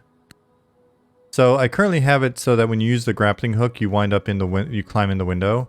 Originally, the way I had it set up, and it was a pain in the ass to, well, it wasn't that big a pain to fix it, was you'd throw it up here, and then you would end up here, and then you'd have to jump in. It felt more epic because then you're up here and you can look around. You're like, holy shit, I'm a low-level rogue doing cool, fun stuff, right? And then you've also got to go, oh man, I got to jump in here, which is kind of scary. And so the problem is, fictionally, that's cool, but we've got these big ass windows, and so I was like, Why wouldn't you just go in the window? So then I adjusted the mud object to basically put you here on the window build it. But the light coming in through here is kind of cool. So do you think we'll ever have like I know Goblin's doing 2D things. I guess in theory we could have bars on the window. Or maybe they could just be kind of skinnier, longer slits or something. But then you'd still have some like gnome thinking they could crawl in. Let me just change these while I'm here. Stained glass might be nice. Oh, fair point. Let me just change. I'm just gonna change it. So if you guys played a quest later and you're like, why didn't I just go in the window? It's just because it's cooler to stand up here and get this view. All right. Can we agree on that? Should we run a poll? Loke. Oops. Don't say it. Do it. Thanks. So I'm pretty certain I went clockwise. So let's... Oh, but I don't know which one is which. I really meant to label these. So let me do that as well. Since I meant to do it last time. Even if I never have to update these again, they'll be labeled properly.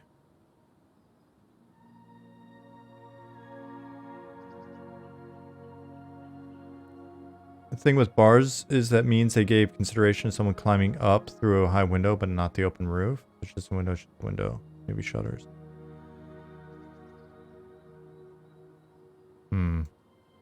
Now you're getting you're getting too smart.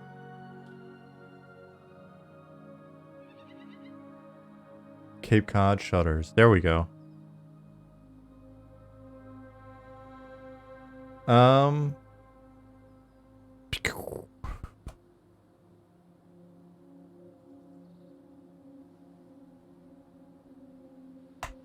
All right, so this one is here.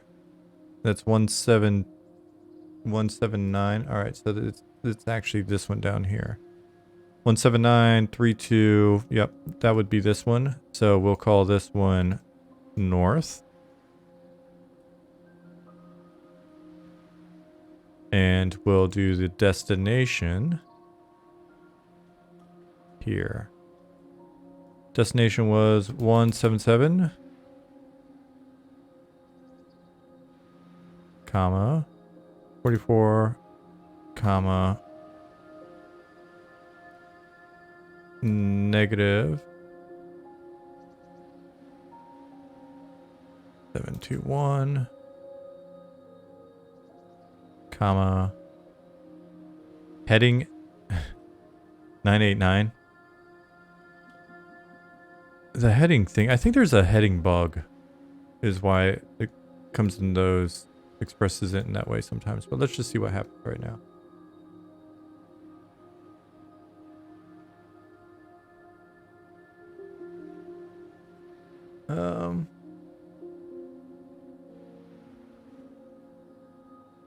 Jerry, could someone help me climb in that window? Gee, Steve, you're right. Better bar that up. Bar's window. Hey, Jerry, what about the roof? Don't be dumb, Steve. Exactly. That's how things work. That's how security often work.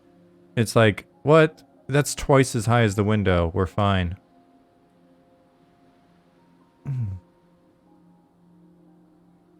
If the impression you're trying to give is that the victim is trying to prevent people from getting in, you just need to add some barriers and give the players tools to bypass that. Windows barred, so you go to the roof. Access locked out. You have to pick lock. Fair enough. I think we may be overthinking it a little bit.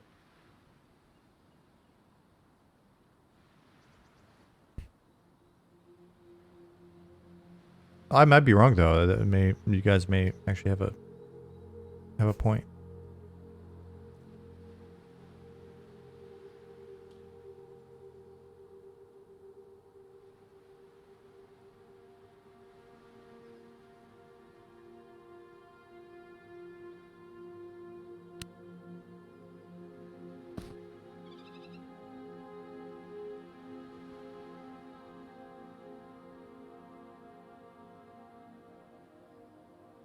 What did I not do? What did I not do?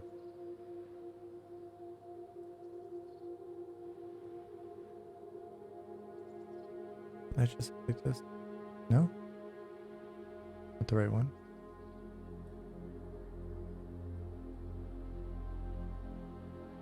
Hmm.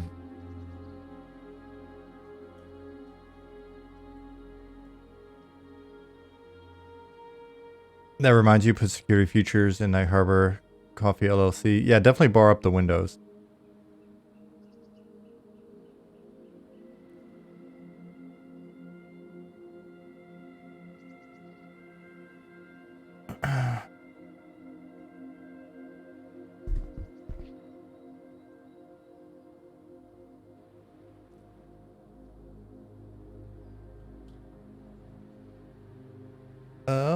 As he said, honestly, I hope most classes end up with unique ways to access things and unique locations. Rogues often end up with on roofs.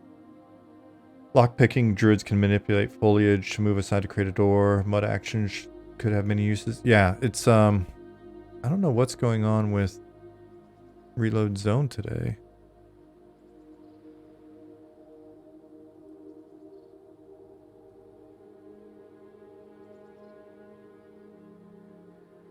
Here. Oh, those are grayed out because okay. Is that what's up? Is it just UI bug?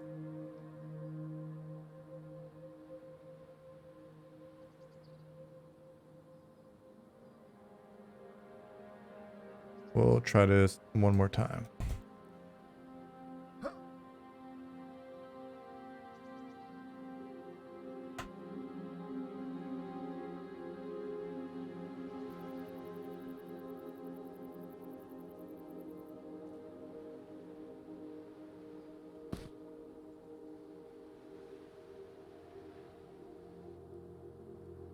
There we go.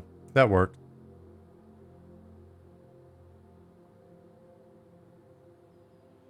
Cool.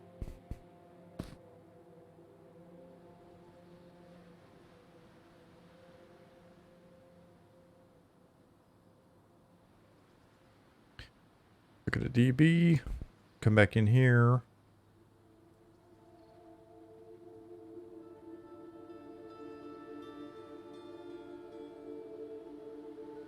And we are dealing with 172, 32, 729. Cool.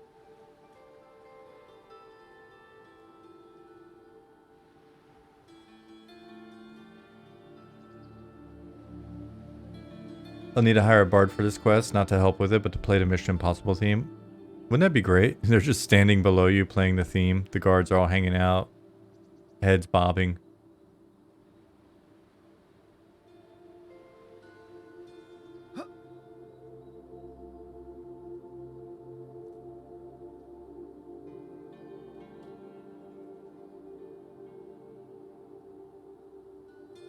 How about zones only that rogues can access with hostile guards that you can pickpocket or steal stuff from?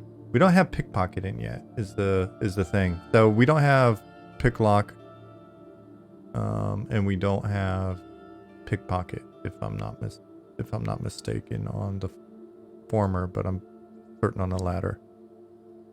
So later on, we'll do more with that stuff once they're in. I was just kind of designing around what we have at the moment. I mean, there's probably hacky ways to do it, but yeah.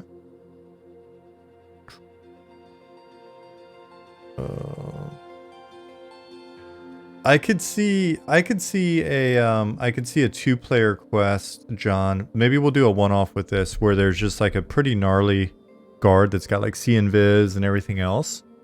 And if you've got another player, the other player is just supposed to distract them. And so while you're doing the thing that you're doing, we can actually make it so that it takes a while just with the way that mud objects work, because I could put a really big delay in the actual structure of the action, right? Like, because there's a delay in here right now. There's a 3-second delay before you go to the top.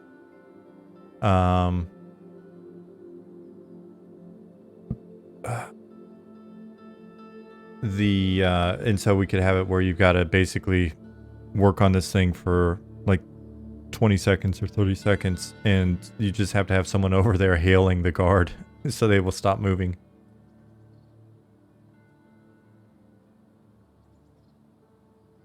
Hear me out. Standing up there, you hit look. Text says, feels like you could do a dramatic assassin like jump from here. You jump, hit the ground, die, and a text message says wrong game. Yeah, we'll do that. Screw the fourth wall. The fourth wall is meant to be jumped off of.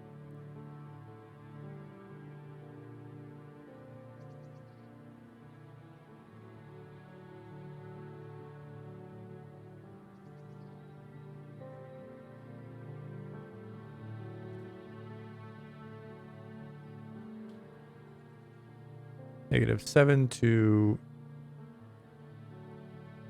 6.66.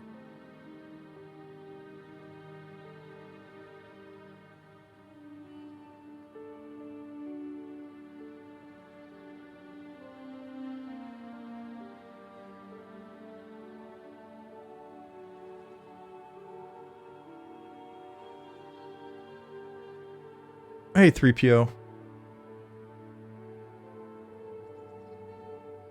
Would love some co-op specific quests. I'd happily stand aside beside a friend and help them just with their quests. Once we get these base quests in, we can do some fun one-off stuff like that, maybe. BDC Retro said, Sean, back in the old days, there were rumors that in EQ that begging skill may have been used in games somehow. Do you remember that skill ever being used for quests? Do you have any interest in having begging in MMO? I think we have joked about in the past. I mean, we're pretty silly, so there's no telling where we'll land on some of that stuff. But I can't think of anything that required begging skill in EQ. You guys that have kept up with it better may actually know better than I do. Can anybody think of one? I can't think of one.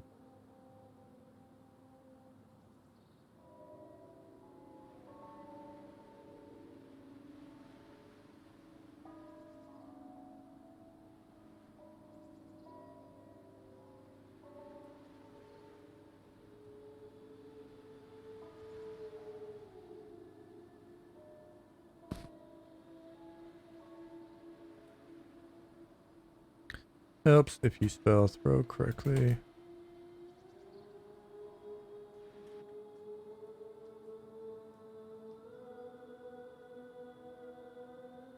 Can you have an amp as a class defining ability?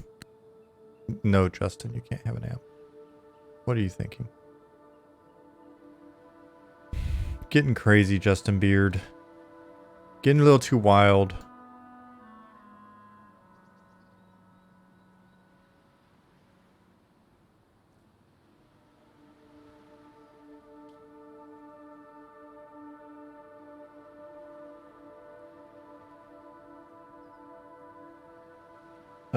How will mobs behave when you pull them to the grapple spot and grapple to the top? They're either gonna warp and beat your ass up on the wall, or I don't know. It's a very good question. There's also another thing that you could potentially do that's a little silly. Which is, because I've got that 3-second delay before you go up there, just for style points, that gives you 3 seconds to run before it yeets you up to the top of the roof, so. Isan! Thank you for giving Justin Beard a gift sub. That is very kind of you, buddy.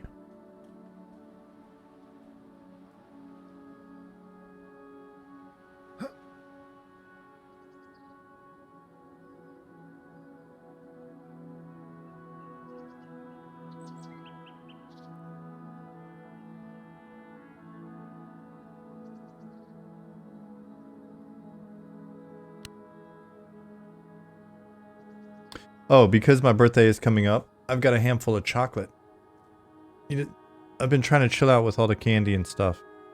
Trying to cut a few pounds. Well, I'm trying to add a few pounds, but trying to make them healthy pounds, not the kind of pounds that I've been adding. But because it is my birthday weekend, which will lead into my birthday week. I've already discussed that with Jasmine last night before bed.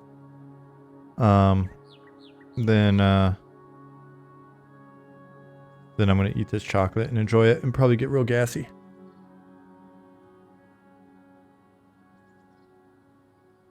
Not that you needed to know any of that. German chocolate. Better than American. Too much info? Alright, well, I thought we were friends, Beast. BDC Retro. Where's Nicodemus?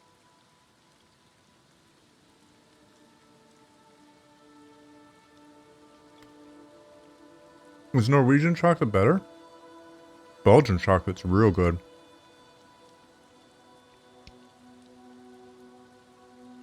One of the guys I worked with in customer service on EQ, his name was James. Oh, I already did this part.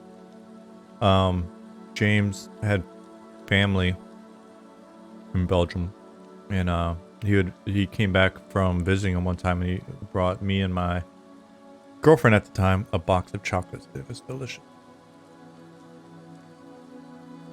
Can you go hang out by the bottom of the harbor statue? Want to see the size? Really quick. Let me hurry up and finish what I'm doing here, and then I'll go do that. If that's helpful.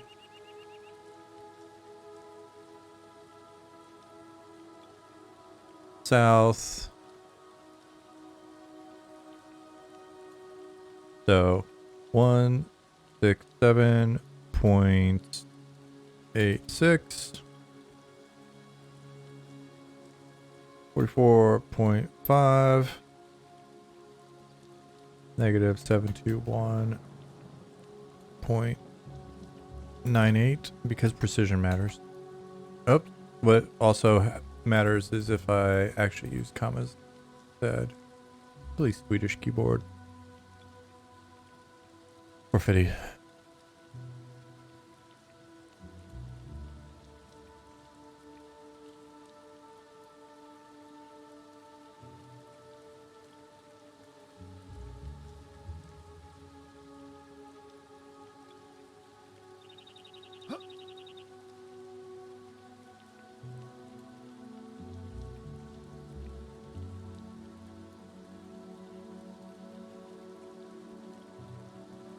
You used to have a big time biker beard. If anybody wants to see that, 18 months growth.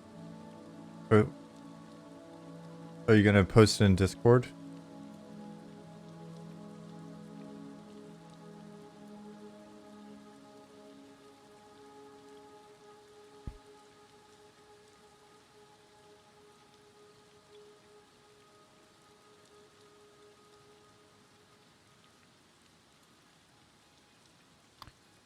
One 72.57, comma 44.58, comma 71.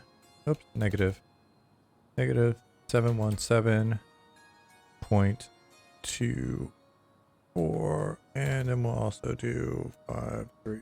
No. Cool.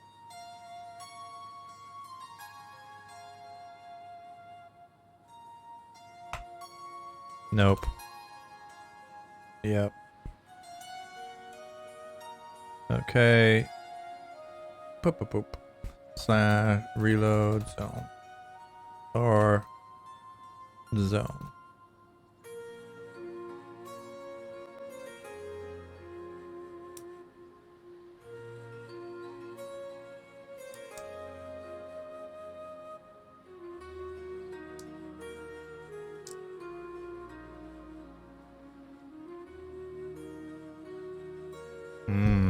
Chocolate.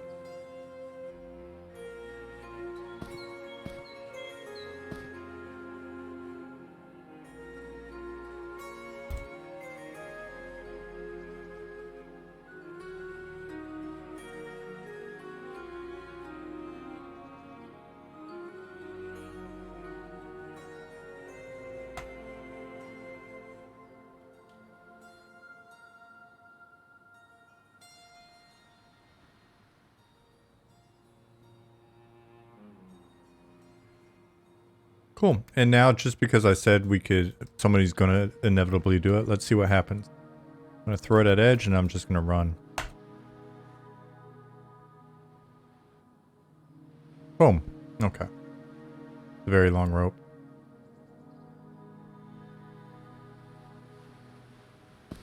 All right. Goblin wanted us to check something out, so let's check it out.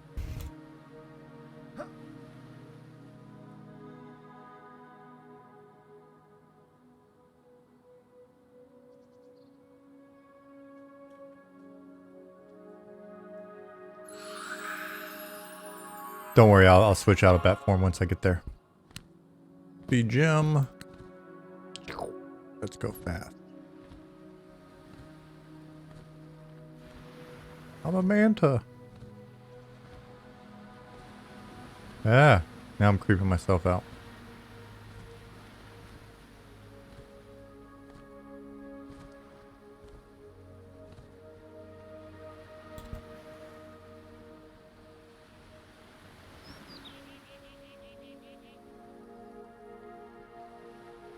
Goblin, I am this big.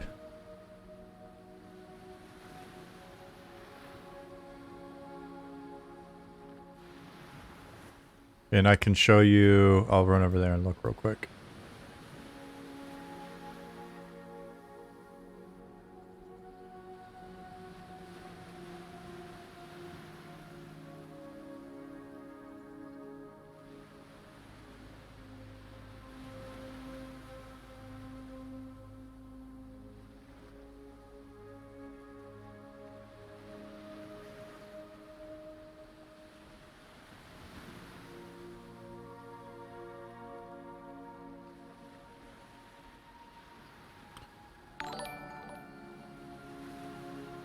Afternoon smiley face.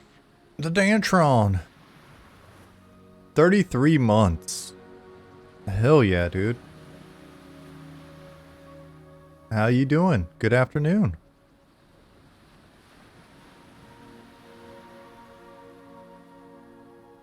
So imagine this. Imagine, if you will. You're coming from up north. The ship has rounded the corner. You're going along the coastline here. We've got some old videos from back in the day where we had the boats in and they were working, and it was really, honestly, it was a lot of fun to hop on a boat and be able to run down the coast like this. It just felt really good. And then Nick started attacking the boat, and the boat kept beating Nick to death. And then we took him out. So imagine this: you're coming to Night Harbor for the first time. New player, never seen the city. You're used to your like smaller starting city. You're smaller. I should get it right. You're a smaller racial city, and then you creep up on this place.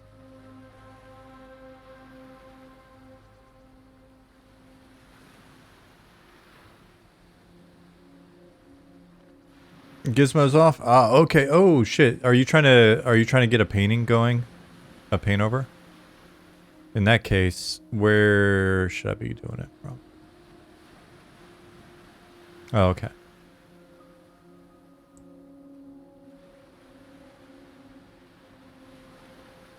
Oh, cinematic. More cinematic with Gizmos off. That's a fair point. Illusion boat. There is an illusion boat, right?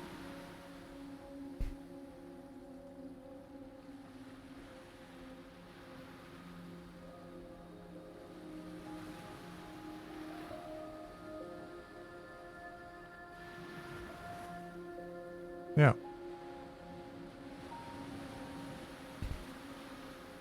Those boats will never touch Night Harbor Coffee LLC. You say that now. Now you've just made it kind of like a dare. We're going to wait till your coffee shop's all set up, and then we're just going to have a boat rampage through the streets and attack you.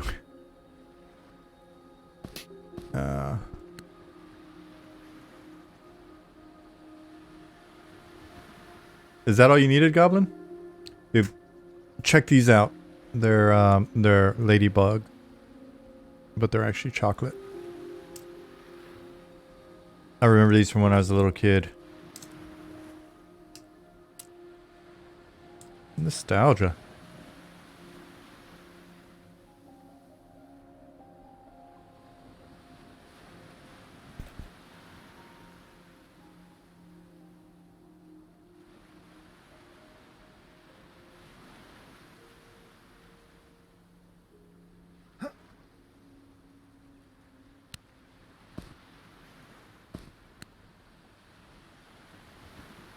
Can the boat swing the oars like arms? Hmm.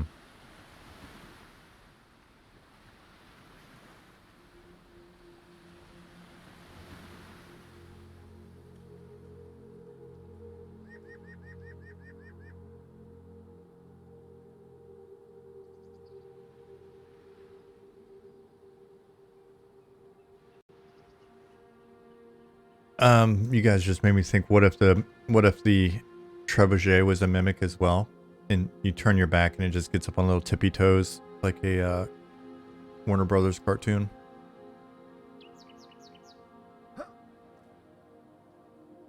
Alright, so let me play with something here since we're in here. And this is on my mind. So, what I was playing with is we have a volume in here, I'm pretty certain. Let me double check it. Alright, so... Hey, Nick. 34 months, you've got 1 month over Dantron.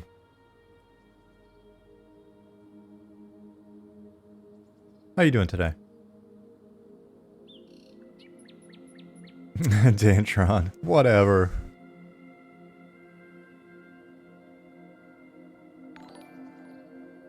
Quick Code Bro. Thank you for the follow. You guys able to hear the music well enough? I'm being pretty quiet today on stream. We used up all my energy at the beginning of the stream. You guys were out of control. So it used up all my energy. I'm waiting for this chocolate to kick in. I got 4 more pieces. So we'll see. So let's go to volume. Fairly certain this is the one. Did I name it? Oh, there is no naming it.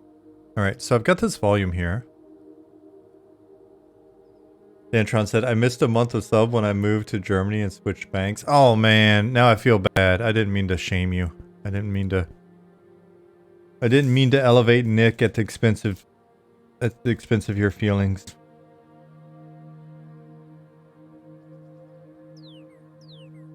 If you were here, I'd give you a piece of chocolate.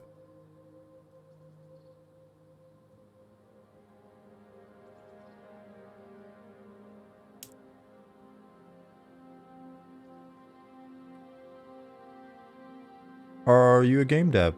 Quick Code Bro asked. Kinda. How about you?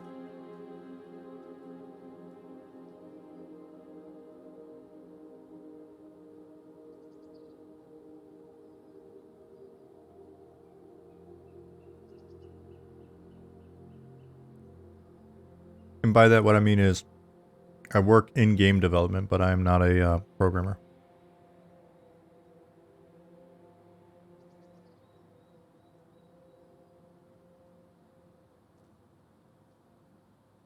All right, so we have this volume that's then linked to this, which will fire off a look. Huh? Mud action here. So it'll trigger it. And it doesn't care. It's just whatever mud action is in that area. Kenji said, I always hear about coffee shop. Now I want to be a dwarf with his own forge and blacksmith shop. You know what? That is a fantasy I want you to have as well. I want you to be able to live that out. And in theory, it'd be really cool if you were able to do that and actually find satisfaction in logging in. And like, you know what? I've got this forge out here. Would you want to be in the city or would you want to be out like in the countryside? Would you want to be on the way to a dungeon, Kenji, or would you want to be in the big city? Or would you want to be in a smaller town? Where do you want to put your blacksmith shop? Your blacksmith shop. Shoppe? Alright, so... Smaller town would be cool. Said, oh, a smaller town would be cool. Didn't even realize it was an option, did you, until I said it.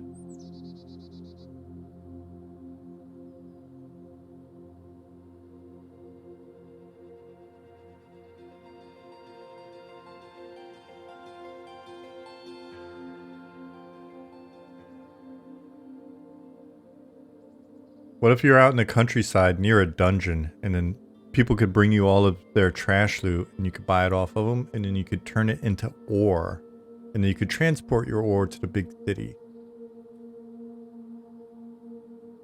All those locations via franchising? Well, if you get big enough, why not? Why not franchise? Did I actually label this damn thing? Did I not label it? I don't need you guys. Don't look at the comments column and look for spoilers. Don't you dare. Don't dare do it. Oh, I need to update. I need to update these. Since I changed this again, it looks like you can throw the grappling hook from here onto the edge above.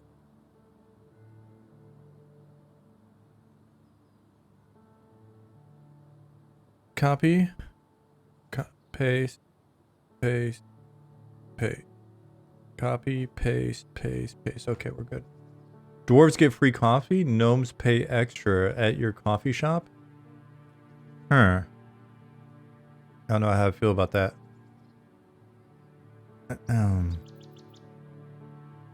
RP and accident pro cabbage vendor. That'd be pretty awesome. Like I said, GTA 5 RP is really dope. And those of you that tuned in later, I was right on time today. I meant to be early, but I was right on time today because on my way in, I found this guy. I think he's maybe in Saudi Arabia, who is a GTA 5 RP taxi driver. He's freaking hilarious.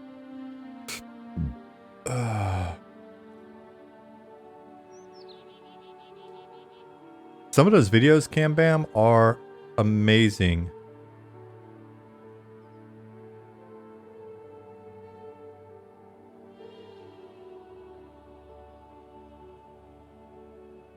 Alright, so so I've got debug text here. Now, what was I trying to do? Okay, if I have this item in my possession and I go into the volume, then in theory, it should say debug. Did I have this working? I thought maybe I did. SI. I've got it. Alright, so I've got this in my possession now. Which in theory, I pry it from this statue's eye.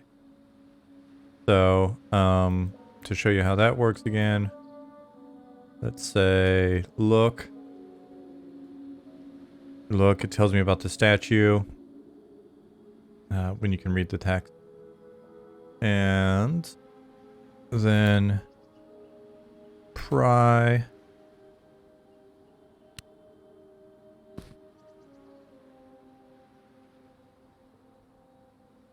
the stone free. Did it work? No, it didn't. I'm probably getting an error over here. Let me full screen since I don't need that. Oh, that's right. I need to say what I'm prying, right? Oh, silly guy. Pry.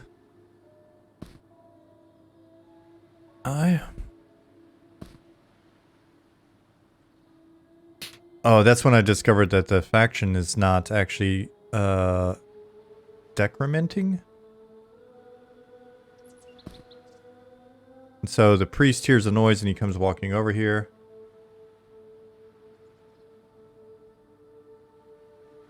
Kinji's gonna buy and sell. I think that's the way to go. Especially if you've got the only blacksmith forge blacksmith shop in the countryside. All right, so he walks back. He's like, oh, maybe it's some birds. Now, when I fall in here, I should get the debug text. If I fall in here. Ollie's working on the player controller right now. Boom. Nope. No debug text. All right. So let me remove the criteria. Let me fly back up.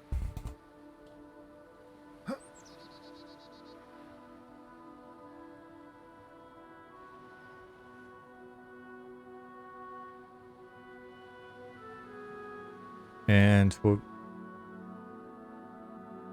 come in here. And we'll remove this requirement.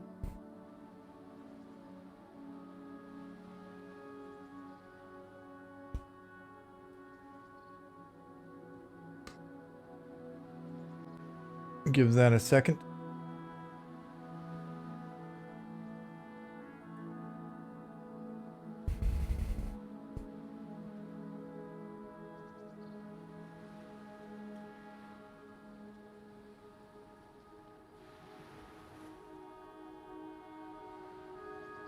So that was not what was stopping it. Now if I hit look though, it does say debug. So that's working. So let's think about what is going on here.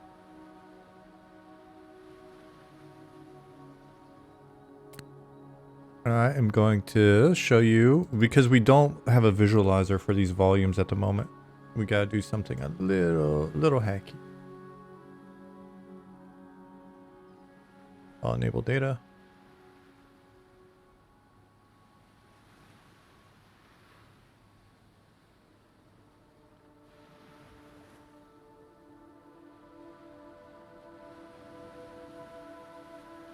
Boy, it's loading up a lot of data for Night Harbor.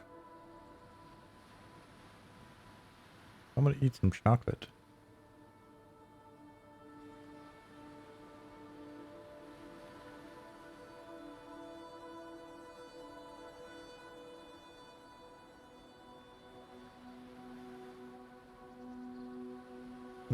We know these things work together because I've done 2 of them now. One in Wormsbane and one in the northern Newbie yard.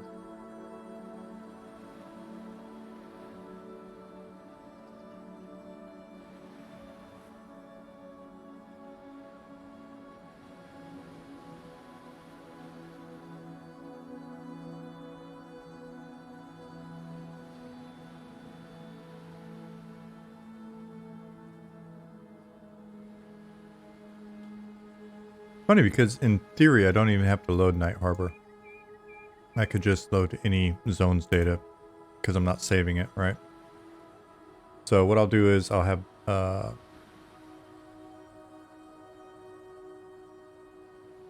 wonder if it's the sphere that's being the, well, no, because I can, if I hit look, that works. Hey Ollie. Hey. You would like some fika? For those of you that don't know, in Sweden, around this time of day, they have a pagan ritual called fika. And those crazy Swedes, they stop work, they stop everything. And they drink coffee and eat something sweet. And then they go back to work. That's what Ali is referring to.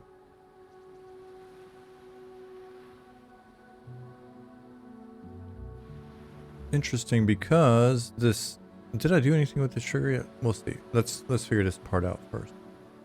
You support that? Yeah, it's not a bad deal.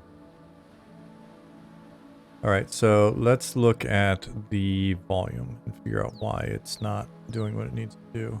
And it could be something as simple as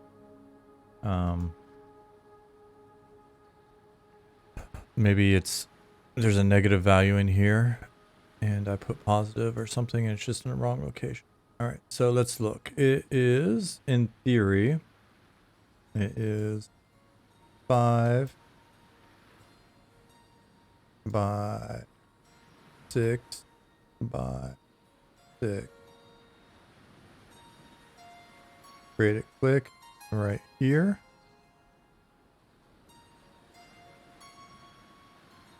Go over to inspector. Where did I think I put this? Let's see where data thinks it is.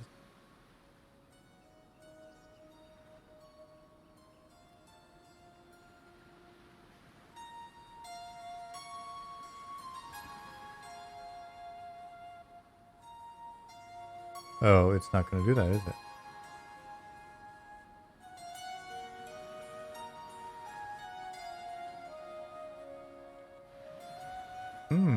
Is this...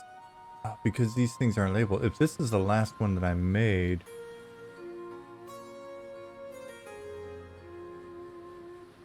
Let me look at something here. This is here. Oh, this is actually the one for the new secret thing that I just put in that I haven't shown you guys. Because there's some stuff that I want you to find on your own. Should have a copy to clipboard command or something, Loke. That might be handy.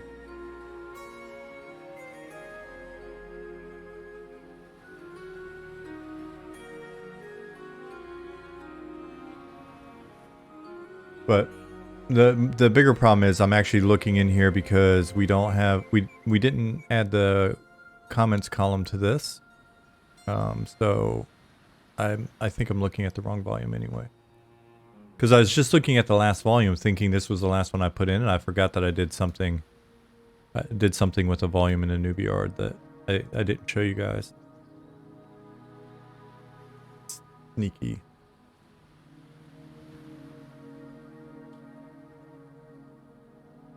Don't want to spoil everything.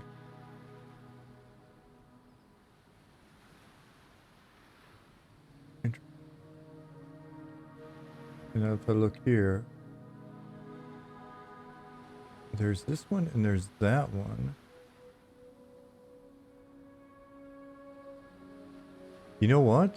The reason why this isn't working, I think, is maybe I didn't make a volume for it. Let me do something real quick. I'll just use a go-to to see where this actually is. But then it may spoil the surprise for you guys, so. Let me first go here. I'll type in the go-to, and before I hit enter, then I'm gonna hide everything.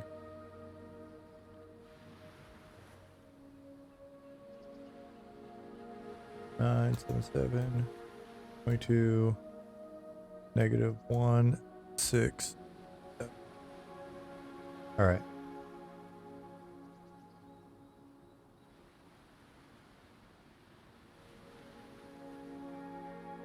Oh.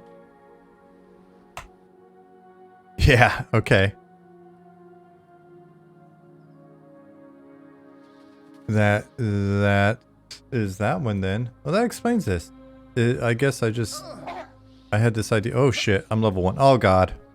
Ah! Alright. Let me, Invuln. Okay. I think I'm far enough away now. I can...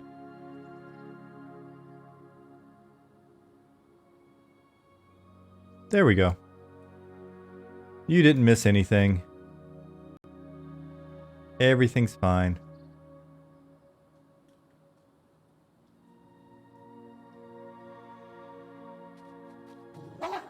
Ah! What the hell, guard? Oh wait, I'm invulnerable. It's fine.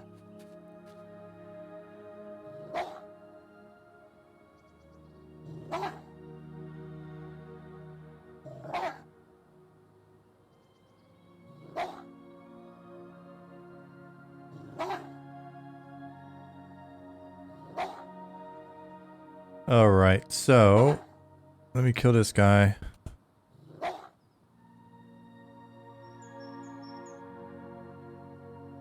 You got your Fika going? That's awesome, Ollie.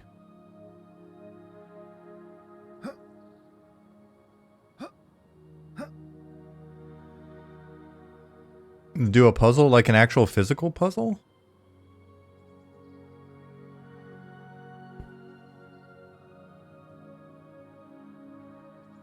Nice.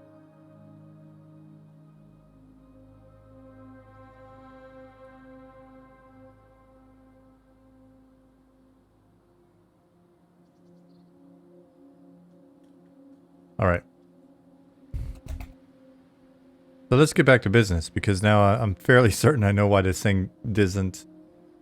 Also, who said debug? My NPC.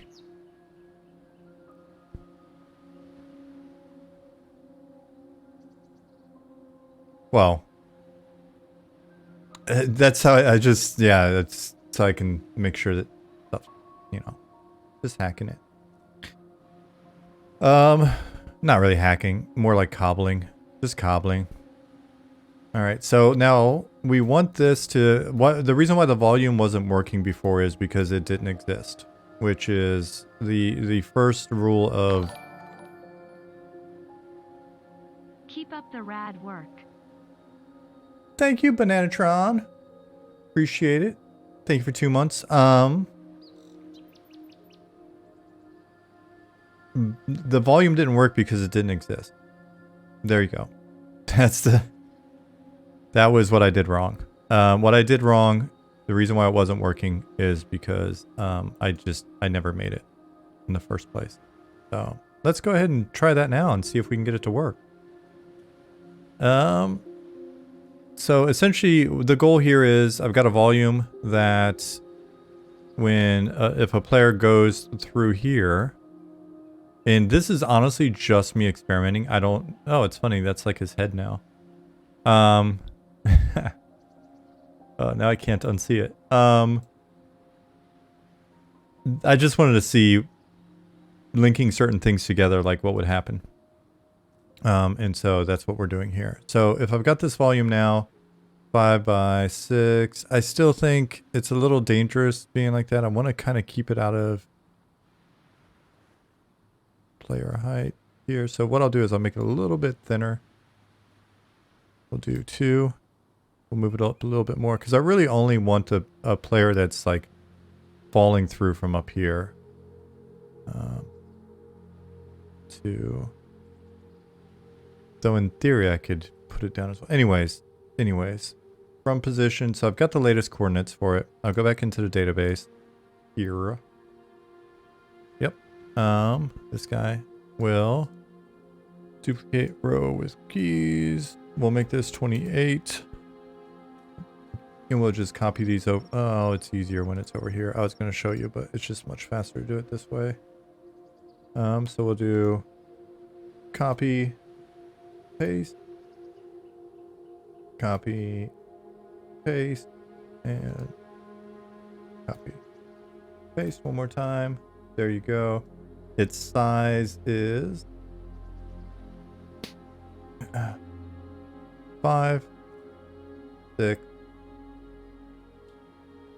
3. Its orientation is actually 0, unlike the other one. It's pretty straightforward. Cool. So now we have this. We'll go into the volume component. We'll duplicate this one as well, with the main difference just being that it's referring to volume number 27 or 28. Sorry. Here, boom. But it's going to do the same thing. It's just going to fire off a look. Cool. All right, so we've got that. Oh, it's nighttime now. Scary. Time set 7 a.m. Not quite as dark. And we'll reload the zone.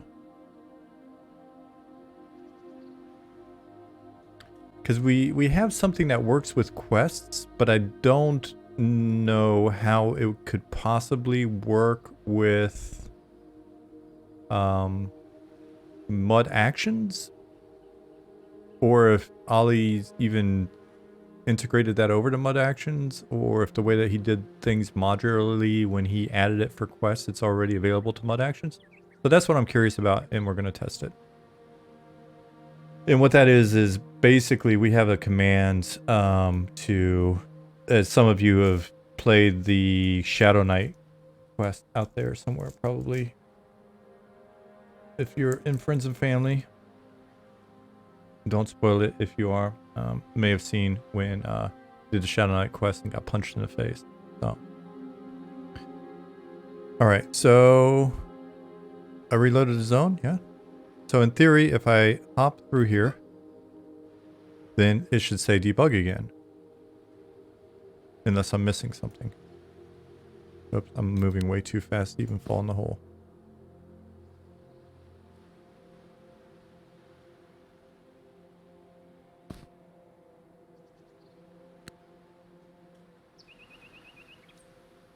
But it did not. It didn't say it. Did I reload zone? Did I pass through too quickly? That'll be what we figure out next. But I swore I had to have reload zone. Because it said I entered Night Harbor. We'll try it one more time.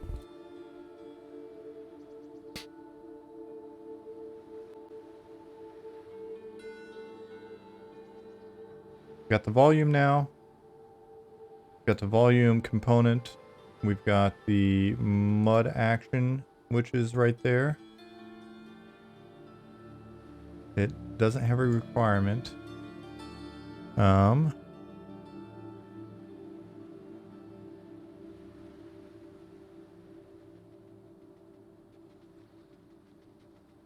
Oh, interesting.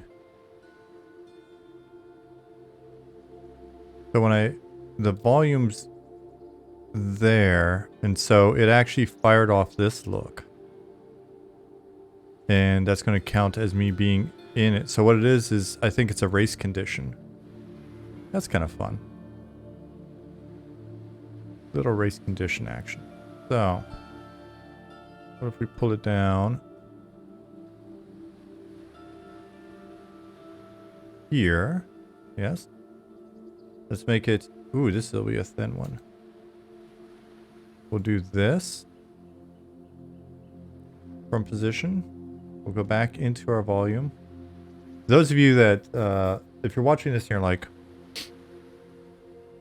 isn't there an easier way to do this? Or, you know, whatever. You'd be shocked at how many games are made in this manner.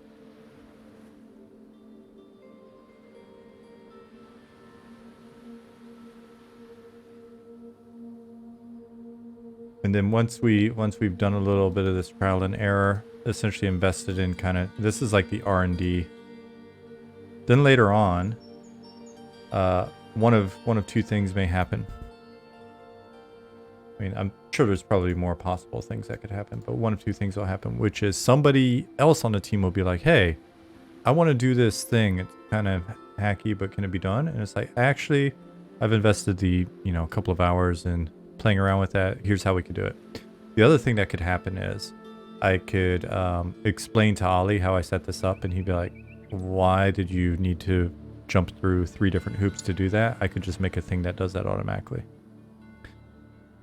And that's in my experience, that's very much part of the process. All right, so let's reload zone again. And we'll see if I can trigger it on the way up, and then see if I can trigger it on the way down.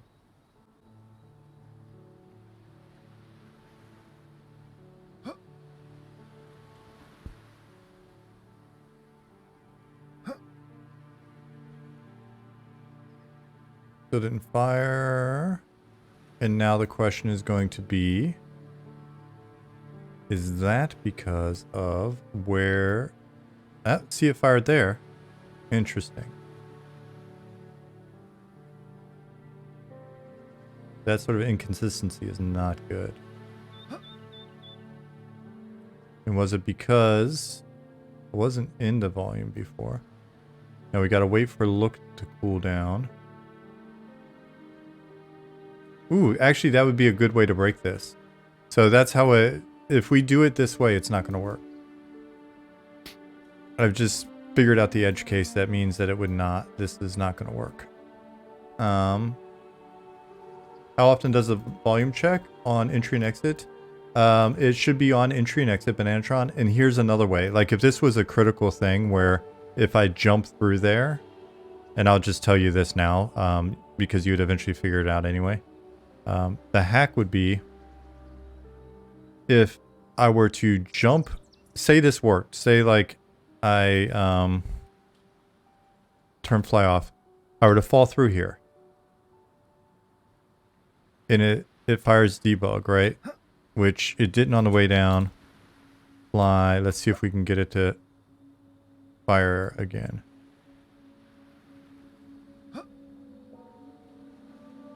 I think what's going on is, yep. So it's because the look, what's happening is the volume doesn't do anything other than push your look button behind the scene. That's the way it currently works. It's just a forced look, right? So it's using the exact same thing that we have here. And what's going on? Well, let me get to that point. So it's just doing that. It's just firing the look button behind the scenes.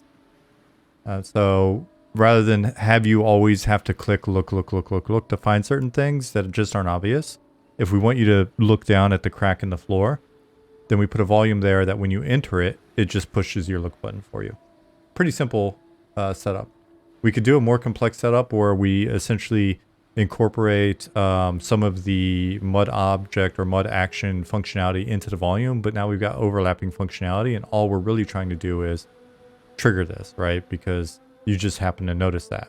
And what it allows us to do, like the benefit of doing it that way, is we've already got all this cool functionality built into the mud actions, right? We can do, you know, like you see here, item requirement, item requirement, and, you know, other requirements, right? We've got all of the various verbs. We've got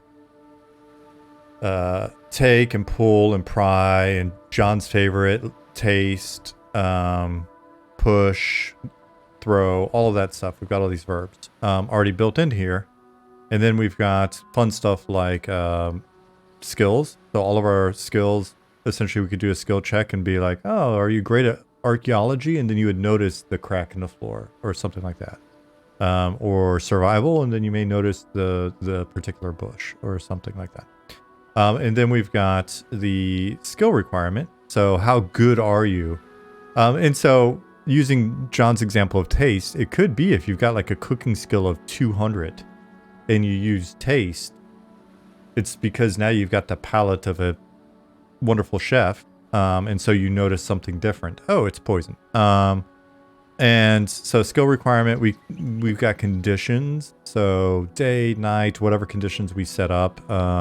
Christmas, lunar cycle 12, whatever. So we've got all this built in here already. So why duplicate that when essentially all we're trying to do is for this one situation where we want you to basically push your look button here and kick everything off. We just push the button for you. And so that's what we're doing here in volume. Cow poker. Thank you for the follow. So when we go into volume, we are setting up the volume, and then we're giving the volume some functionality, which at the moment, stuff that we have here, I'll show you. Oh, I'll make it even bigger. So we've got activate mud object.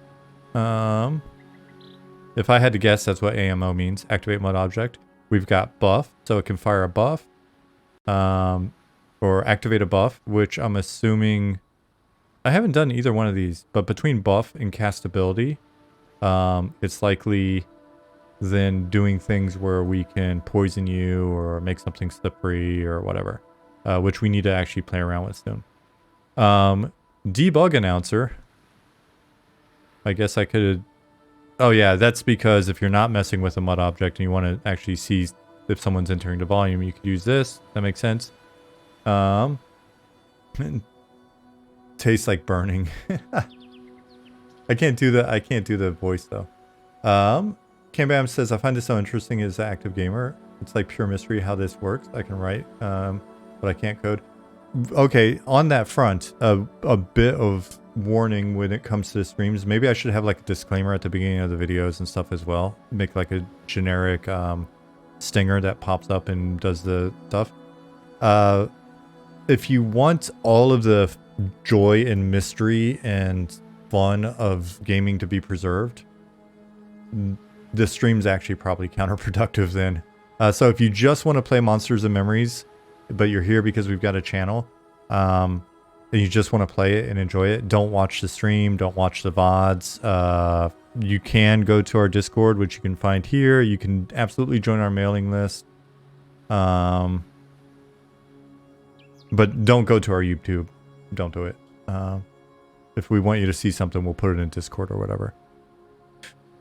So because ignorance is bliss, it's kind of fun when you realize, like, you know, this is essentially, these are the nuts and bolts of making stuff. So, but like exclude client will prevent you from entering into a area, which we may be doing some of those soon, just kind of show off a hacky way of kind of showing player housing.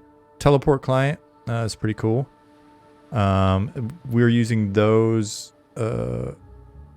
Pattis/Harrison is using those over at in the Wizards area in Sage Side to teleport you to different teleport pads. So yeah, these are the actions that we have initially. Ollie whipped them up. They're good. We can extend this functionality later, but Ollie's got bigger fish to fry right now. Yeah, and not saying that John or Gary or Keith or anybody else could, you know, add this stuff as well. But I know you guys all have shit going on. So anyway, blah, blah, blah. So we've got, is the issue that look has a cooldown. There you go, Bananatron. Perfect, right? So if this was meant to be an actual trap thing, like it's like, oh shit, if I hop through here, I know that I get aggroed and that kicks off like an event. Then all you have to do is click look, and you should be able to get down without the thing firing off. Now the thing that is interesting that I think is going wrong. Let's try this again. All right, so it's working there. But it looked like it double fired there. I may actually be wrong. I think, interesting. I wonder if that overrides cooldown. Then everything I just said would be wrong. It did double fire, didn't it? Cacao, I saw that as well. So let me... But the reason why it's not firing consistently is... it's because the actual, and I put in a feature request for this, the actual mud action, we currently only have a radius that we can work with. So if you look in here, mud action is right here, and we can only define position and radius at the moment. So I've put in a feature request this week to be able to define it as a box volume as well, not just a radial or a sphere, like we can do over here, right? So, and I think what's going on is that the radius. All right, so now we've got this here. Let's just say it's centered on his chest. The radius of the position of the mud action is in a weird spot, if I had to guess. So I'm going to bring this up. I'm going to move it over here so I don't block your view. Let's actually look at where this is. All right, it's here. Let's turn this guy here. Does it fire in both directions? Maybe it ignores one look. Maybe only one ignores the cooldown. No, it should be the same no matter what. You're either in the volume or out. It's not directional that I would think. Just because it wouldn't be very intuitive. Like, how do we define direction and all that stuff in the database? We don't have that ability. So I would say no, but I'd be curious to see if I turn this into a sphere. Now we've got a sphere. If I made this, oh, that sphere is a 6? Really? Hairdra temple. That's a big sphere. Okay, so I think what may be happening is I'm not leaving the sphere's volume. So let's make this a smaller sphere.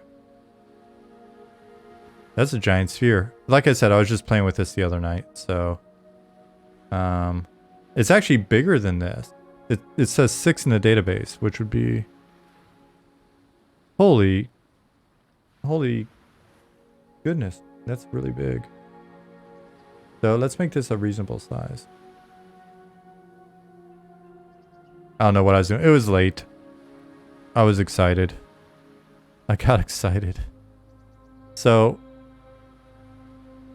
but it's going to be a little difficult to do with the sphere, I think. We can do it. We can do it in kind of an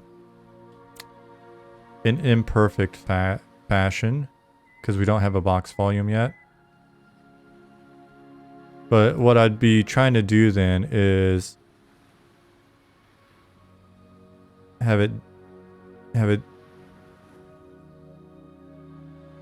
Yeah, see, working with the sphere is really a pain. Because see how far down it is and everything. But let's just try it. Let's see what we can do. So we get this position. We'll update the position here. It's a 2. So we'll take this. And this. Y position. Z position.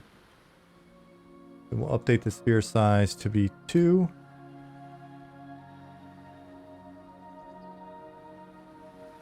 Okay. And then come back in here. Oops, I clicked on Geo. That'll take a second to figure itself out. Cool. All right. So now we're back in this view.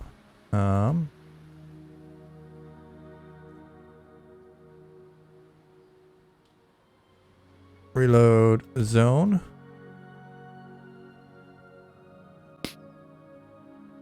And then, and then the other question will be, is the volume that we're using up here for the crown, or for the eye that you're prying out? So it's still firing. It's still firing the other volume. It's firing this thing off automatically. So positionally, see that? So the actual trigger volume, not the mud action volume, is firing off. So that means the mud, the volume that's triggering the look is too high, despite where we thought it was when we were looking at it before. So let's double check this. This is one of those areas. This is one of those situations where, if we actually had the visual representation of the volumes, it would be a lot quicker, I think. But let's check it out. So we'll come in, we'll make this a box. Like I said, this is the fun of nope, that doesn't work. This is the fun of trying new stuff and debugging it. And I find it to be a enjoyable way to spend my time with you guys. And so this should be 5, 6, and 1. So in theory,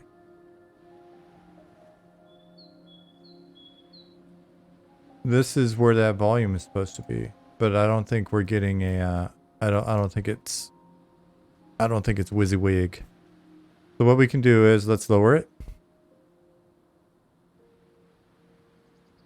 to like here.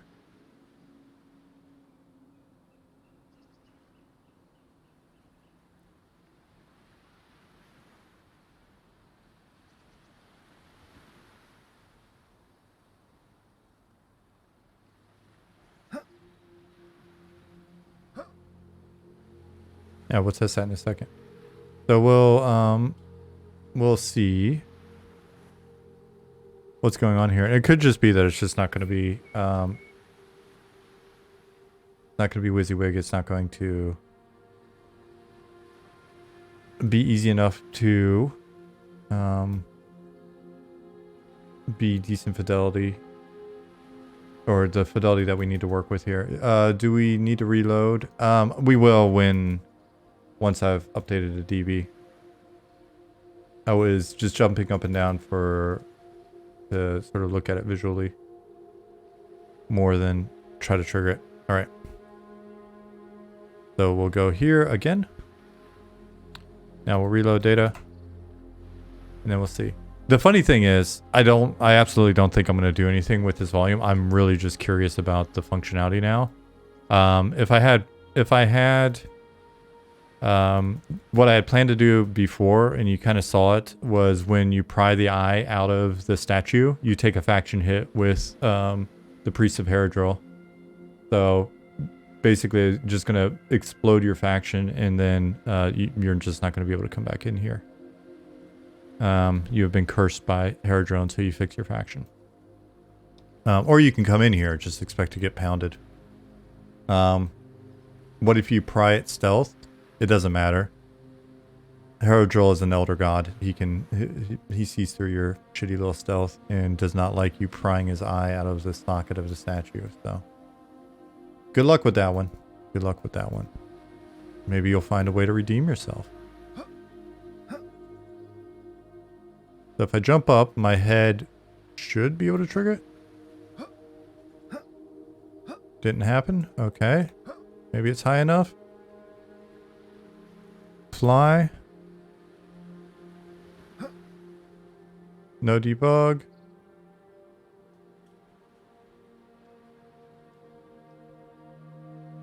And it's still firing off up here. All right. Yep, it's just firing and firing. So, yeah, I don't think we've got the fidelity needed to be able to pull that off at the moment. Like this.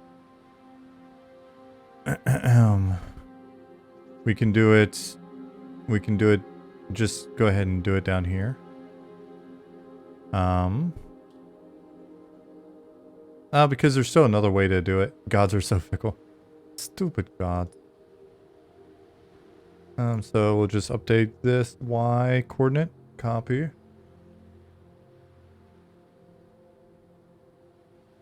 And then we will go back in. But my assumption would be that the actual volume or the actual mud action will need to be moved down as well. So, but let's just test that thinking.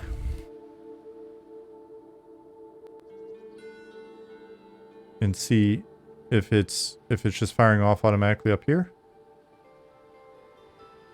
No. Nope. Cool. But it fires off down there. Well, that's just weird.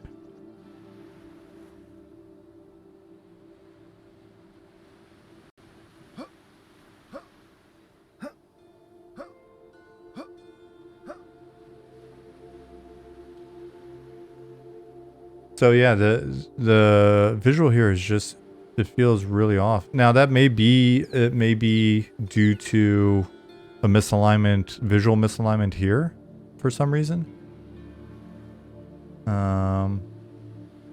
So what I could do is disable, enable. Oh, the better way to test that would have been to actually save it, because I could delete the entry later, but save it and see if it shows me that when it loads back up.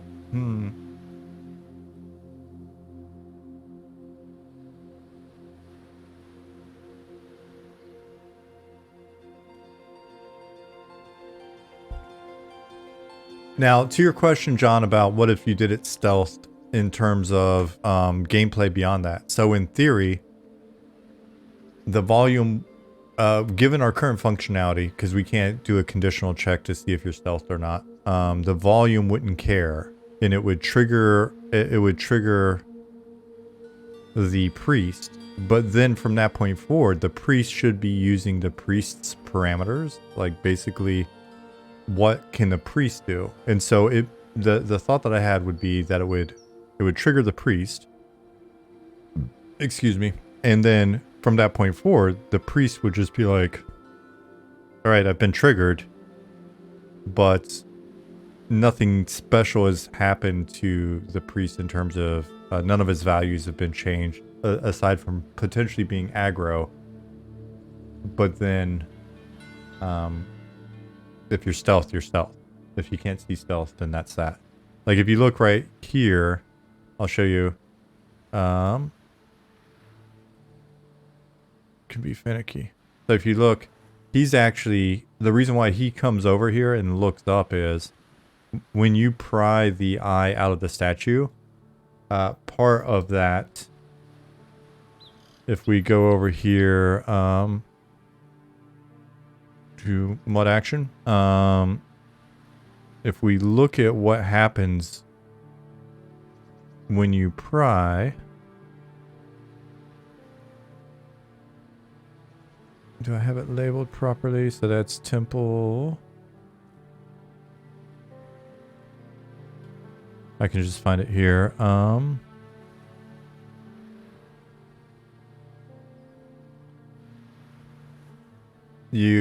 It emotes to you. You pry the large bloodstone free from the socket. It gives you this item, Hairjill's Eye. It fires the trigger, Eye Thief. And I discovered that we don't support negative faction at the moment. So I wrote up a bug for that. And I was just going to originally leave it at that. So he will walk over. This event gives you vibes like first edition and Dungeon Master Guide cover art. No way. No way. Subtract faction. Is the old rogue prying Jim eyes art. Yep.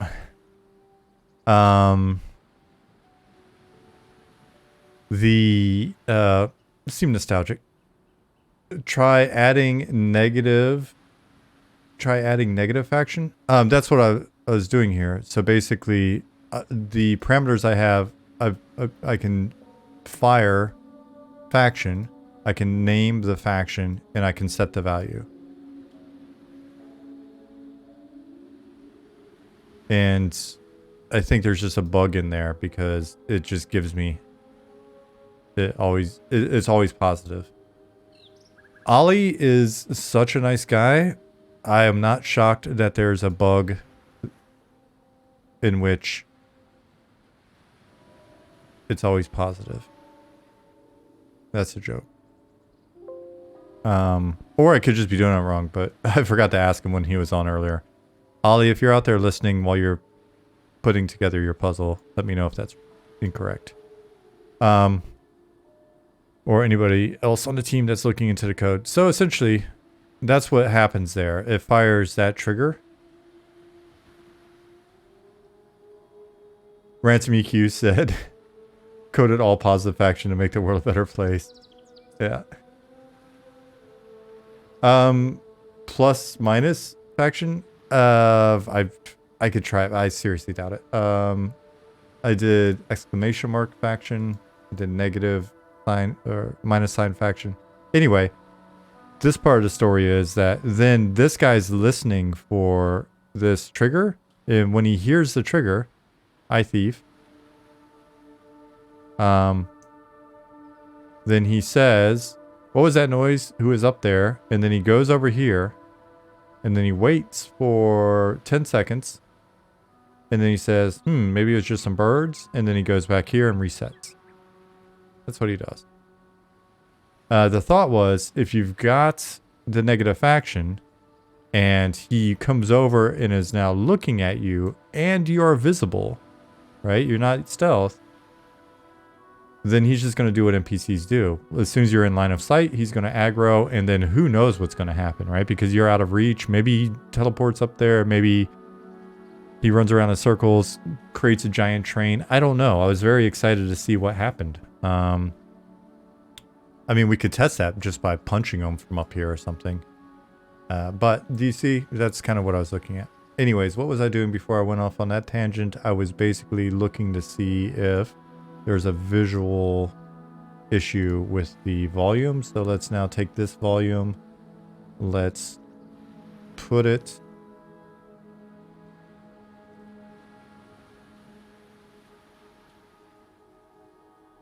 let's create a new one. So 3001, sure. And it's a box, yes. Let's go ahead and just give it its proportions or whatever. Yeah. Boot. Oh no, that's position. Alright. 5, 6, 1. And then let's give it its position. Which, I don't know, can we do that? If we put this in here, will it create here, or is it just going to put it somewhere? It usually puts it like the 000 or something. When you do this, when you just hit create.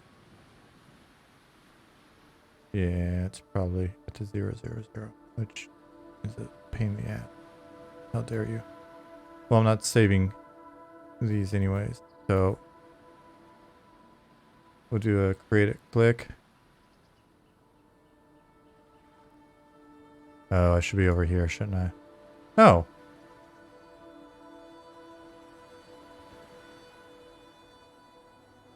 Well, that's interesting. I was in the wrong view. Sorry, guys. As you can see, very pro. Now I have 2. If that's an Elder God's Eye, shouldn't you be rooted by tentacles after stealing? Decampy, that's a fair question. I misspoke. As soon as I said Elder God, I didn't mean it in the way that you think. He is a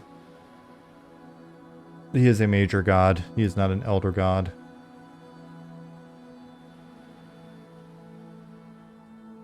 He is not a demigod or an immortal.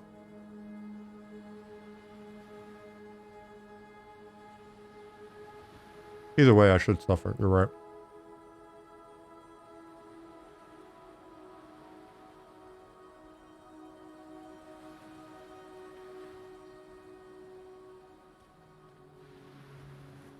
So yeah, this volume, this is where it's supposed to be.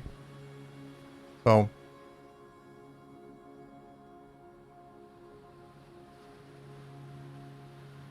I think this is just going to be a no-go at this station, and we'll have to live with that fact for now. Otherwise,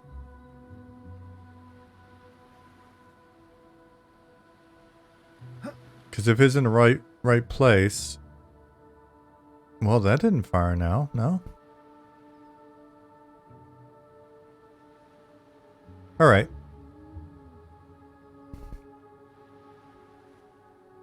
And there it did. Yeah, so.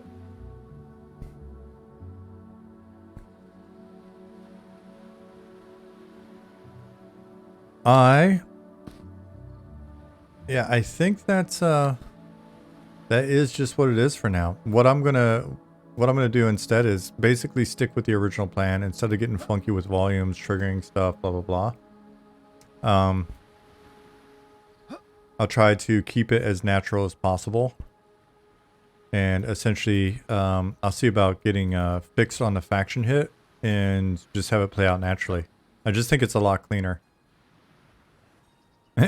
Now it says debug. After, yeah, so there's just some goofiness going on with this setup.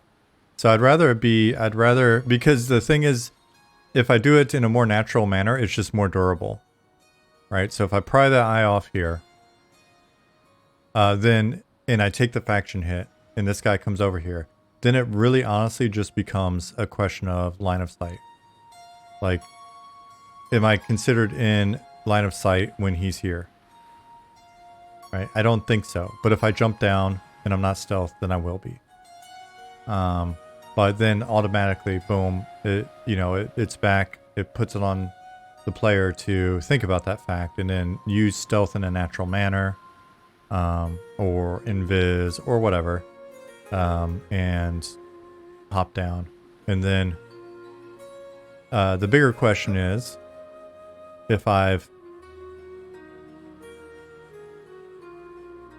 just pried the gem free and I still have my grappling hook and my rope in my inventory because it doesn't get used up at the moment. Mod action do not consume items yet, which it's on the list. So a couple of things that we have on the list for mud actions is the ability for it to consume the item that you use. That'll be helpful.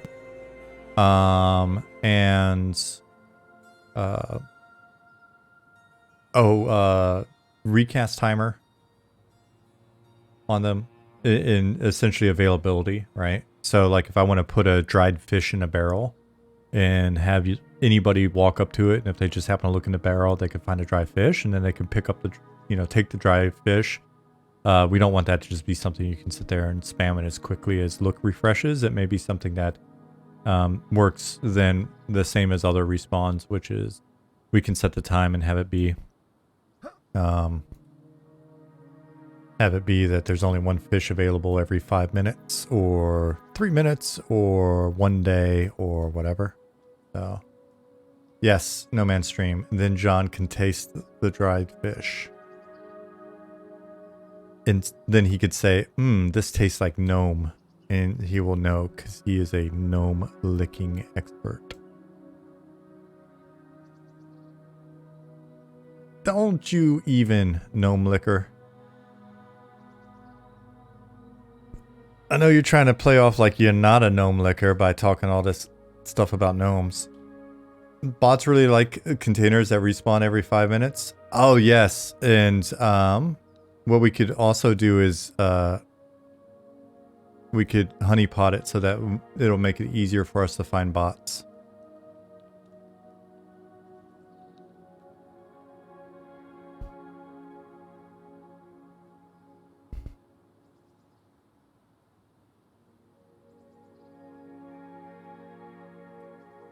It would be so this would be a different example, but when I worked on this game in Hamburg, Germany, and their content model was really kind of broken. They were pay to win for a number of years. I got onto the project, I think year 7. I was the 13th producer, I think, to take over the project, and they had for a couple of years like they were just very openly pay to win. This was, I guess, when pay to win was, still coming up, and it didn't have the appropriate stigma to it, because there are actual news articles that had been written where they were selling drones to essentially they're selling upgrades to your spaceship, because it's a very simple 2D flash based browser PvP with very little PvE in it, but a little bit PvP MMO. And they were selling power upgrades, drones for your ship, and you would see them visually represented. It was something ridiculous, X percentage DPS upgrade. They were selling them for €1,000 each drone. And I think you could buy 6 of them or 10 of them. And so there was like a news article written about it where the CEO at the time was like, yeah, and people love it and they're buying them. And so the game had made a grip of cash. It was still making, when I took it over, it was way past its prime in 2015. And it was still making, €1.5 2 million a month. And that was after the pay to win elements were taken out. It was like basically nullified, right? Because it was naturally a stigma in the community. So we're trying to fix all of that damaged reputation.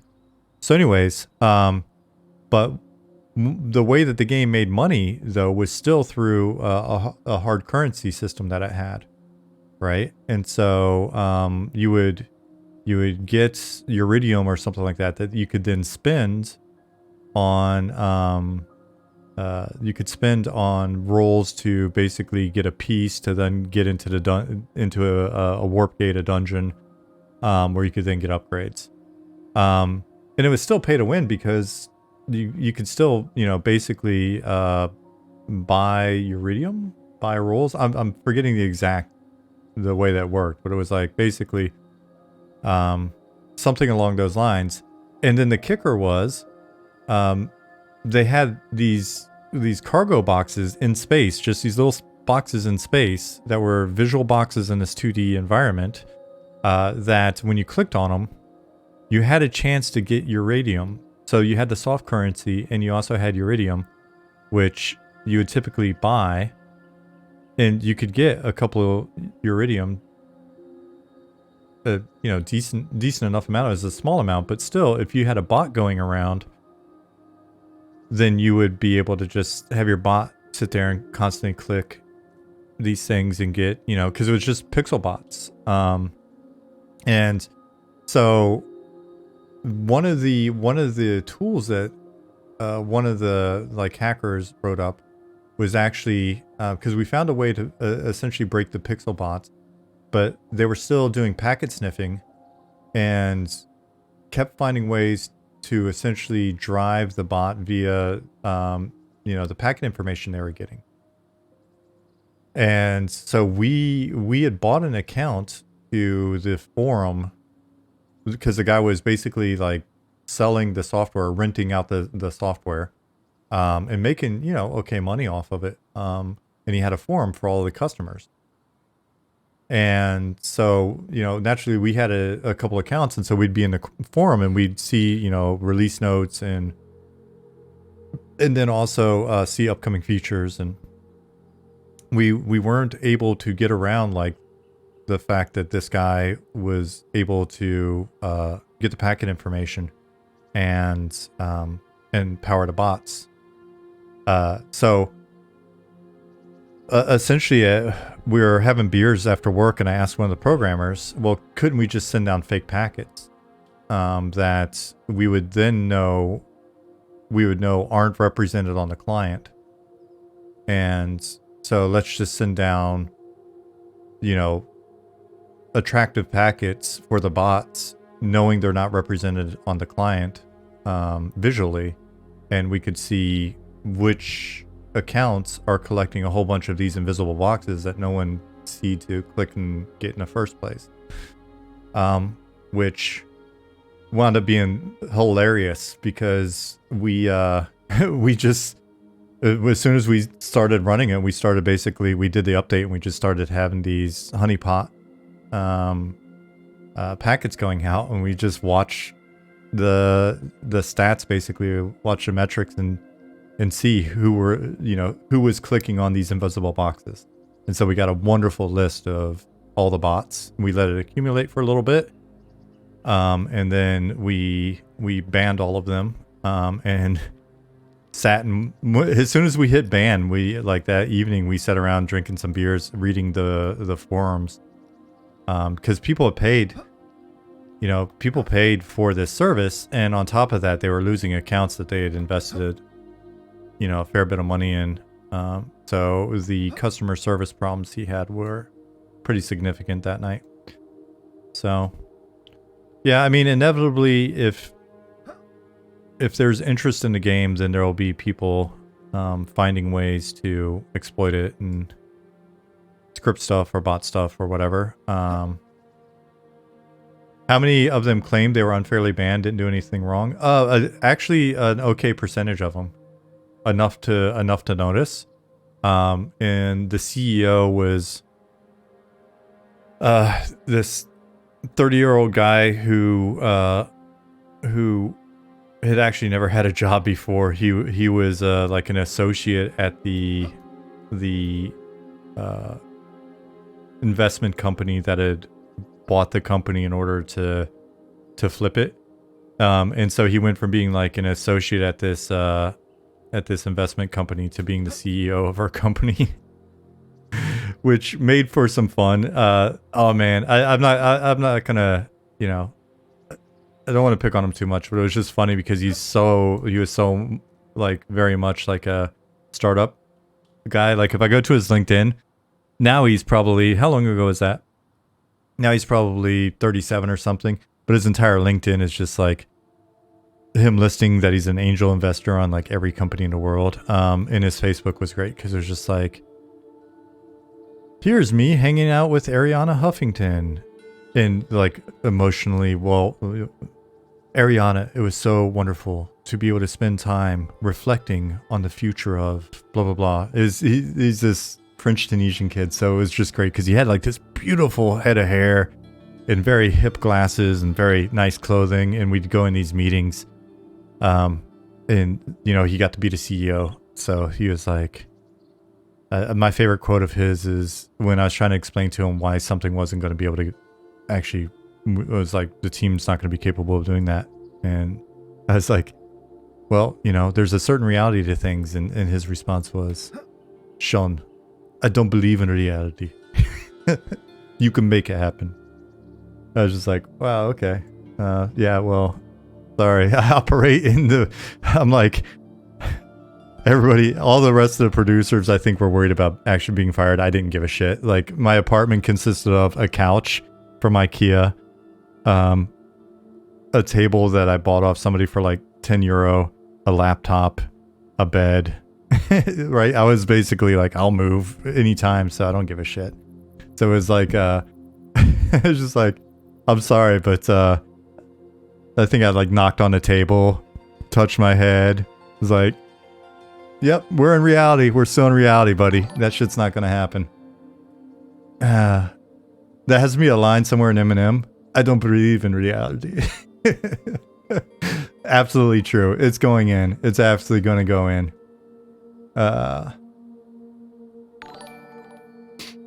Zeitgeist 9000, thank you for 12 months. Ransom EQ, thank you for the sub. Appreciate your primers. But yeah, all right, don't let me forget. We have to put that in there. It'll probably be somebody over in stage side. I don't believe in reality. Enchanter, I was just thinking Enchanter as well. It'll probably wind up in the Enchanter quest. I gotta write them next, and then I'm done with my list of initial pass of starter quests, and I can go back to adding in the pages of feedback that I got, and then at some point fixing the difficulty imbalance and the itemization for all of the quests. So yeah, all right. So, but it's a good question. It may be something where somebody is able to write a bot, you know, and stock up on the dried fish.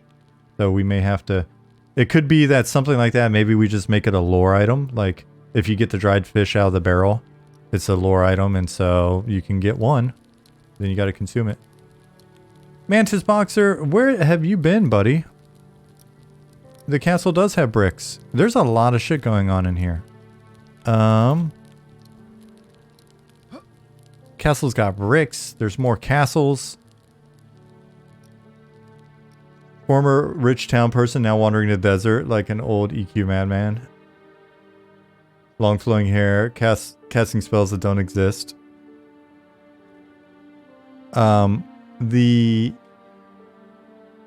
Yeah, I mean, I'm not gonna mock the guy. I'm sure he's living a wonderful, wonderful life of wealth and opulence.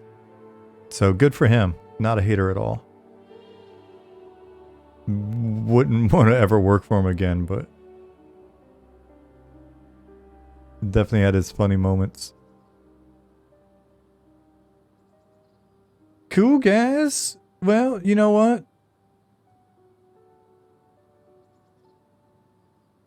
This went from being a very, very wild, talkative first hour to being a pretty chill second hour to being a very chill third hour. Hopefully some of the, I can never tell because like I said, I don't watch for your account. So if I'm ever doing some shit and everybody's like, oh, I'm out of here, that's boring. I don't know. I don't know what to tell you. But if you like that sort of just like slow dig into some of the, you know, little technical implementation or whatever, then cool, let me know. And you can, if you guys that are watching this on YouTube and you're still watching, well, first of all, thank you. Hopefully you've subscribed.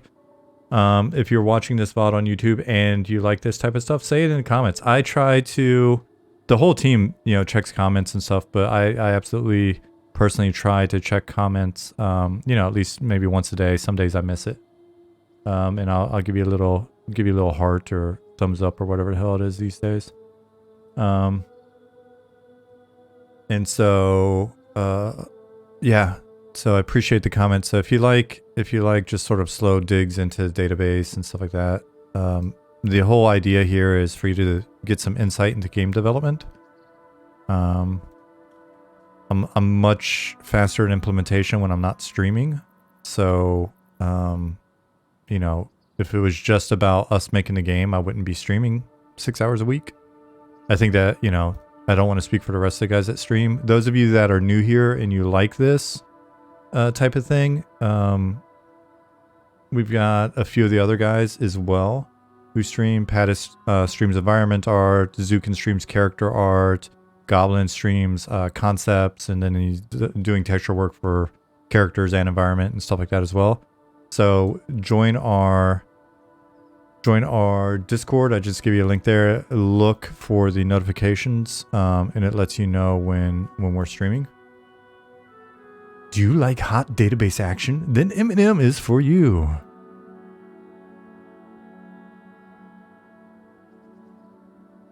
Dial 1-899. BDC Retro. I wish I could do better voices. I would love to read that in a crazy voice. Oh yeah. Edit that file. That's how I like it. Yeah.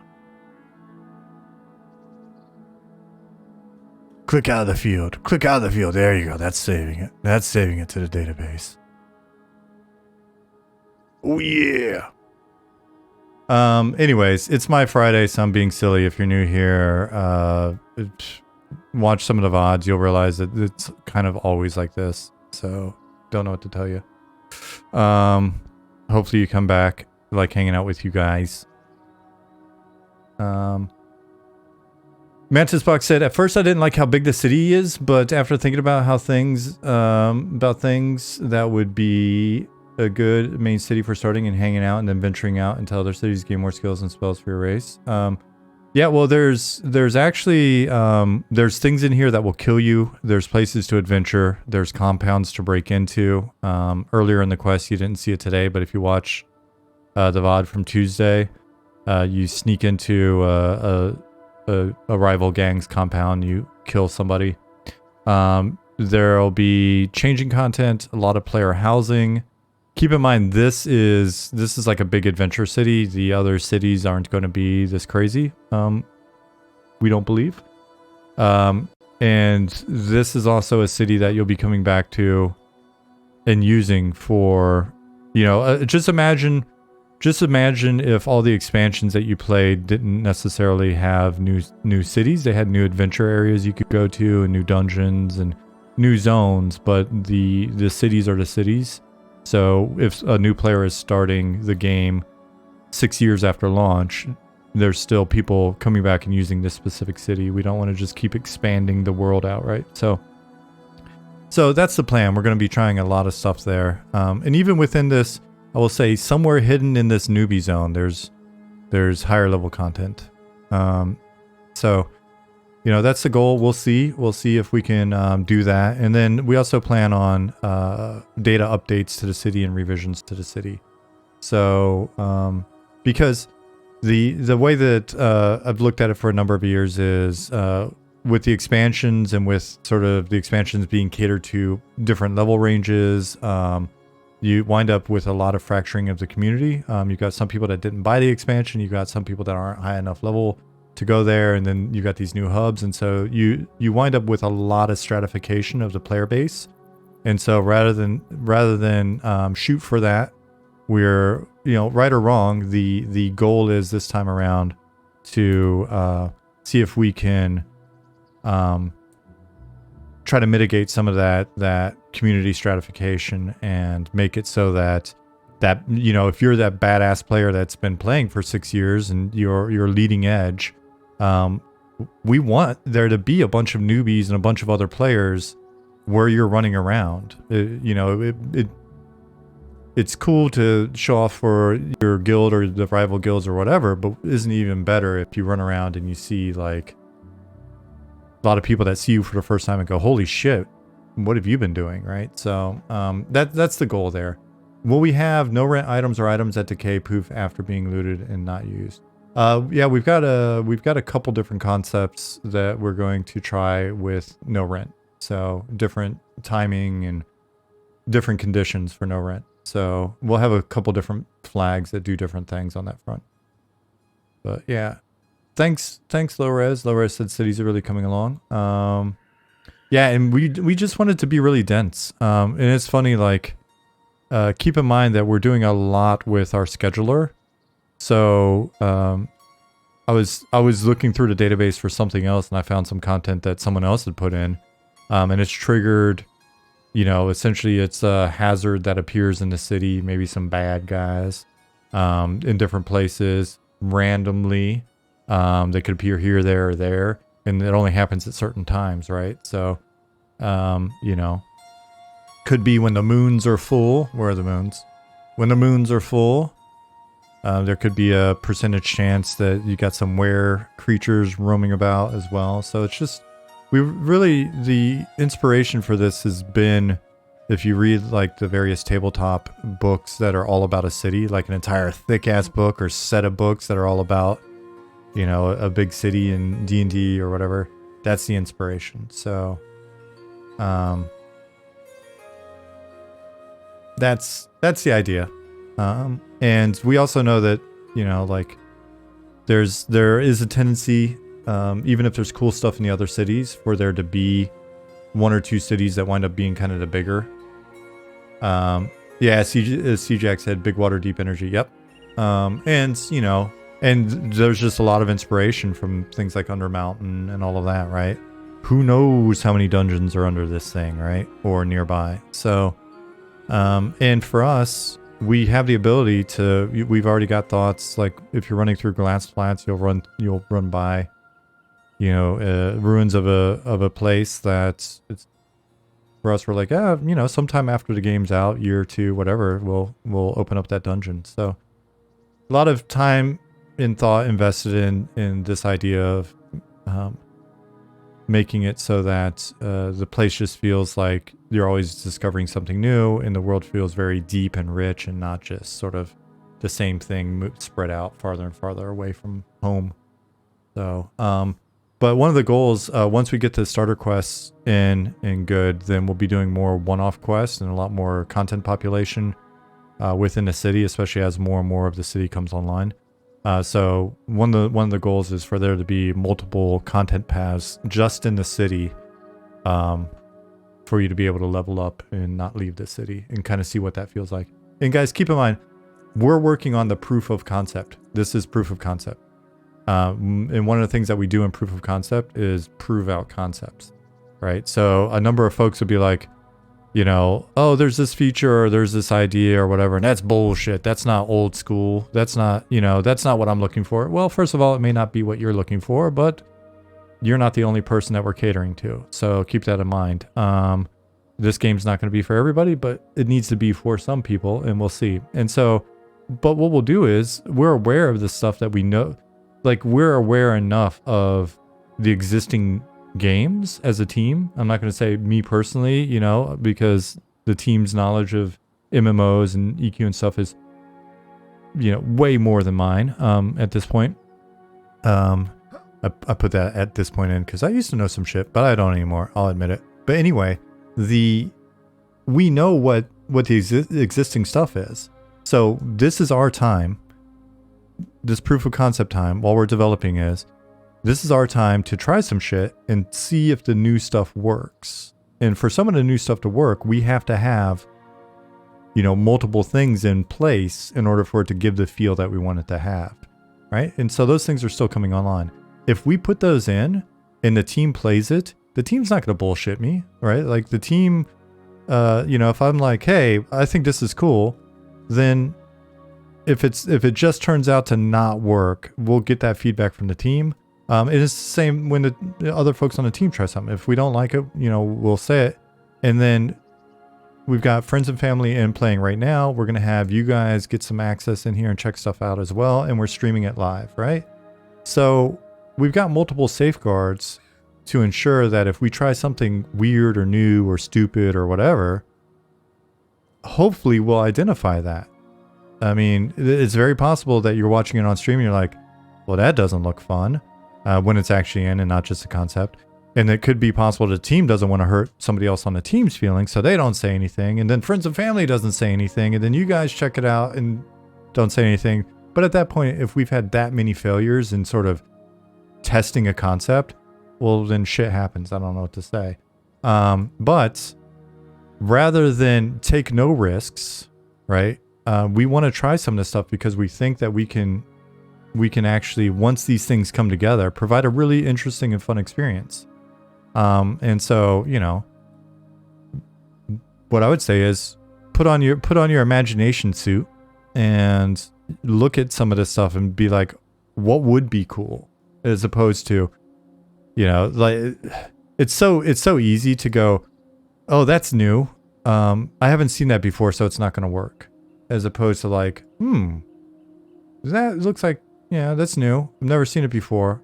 I can see where the challenges are, but if they did this and this, that shit may actually work, right? And so that's one of the jobs as a team. It's difficult, right? Because we've got to find where we don't dig ourselves into a hole or screw ourselves or feature creep ourselves into, you know, never-ending development or any of the other hazards. On the flip side, if we just go completely derivative and completely cautious, then it's like, all right, then we don't have a product that's ours. We don't have a unique identity.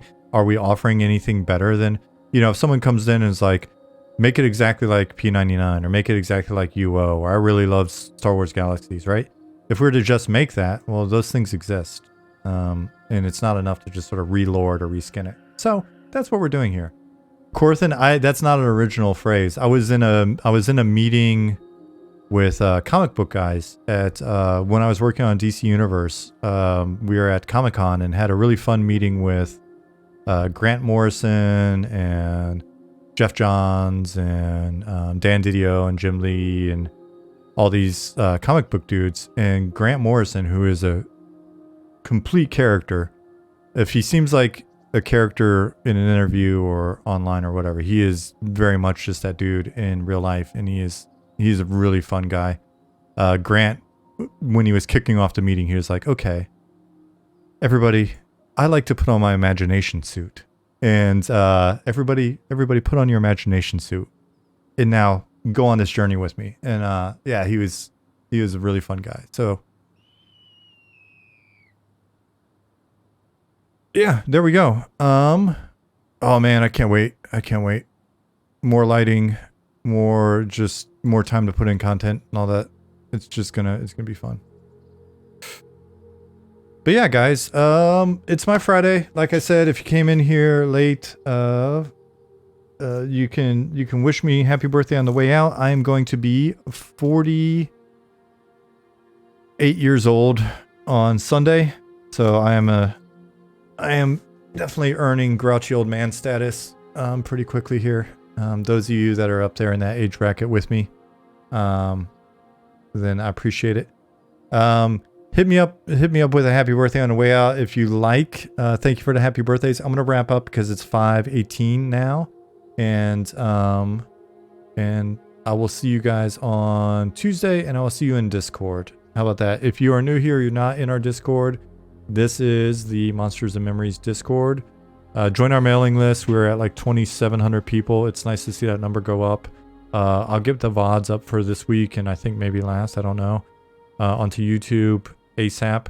A good reminder from folks earlier. Someone said, if you go to our YouTube and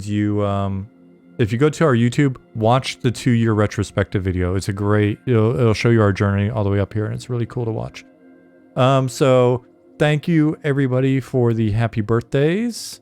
I want to read some of these because you guys are telling me your age as well. Scuffed Boomer, I like your name. All of you in your 30s and 40s and 50s and 60s, enjoy the wisdom.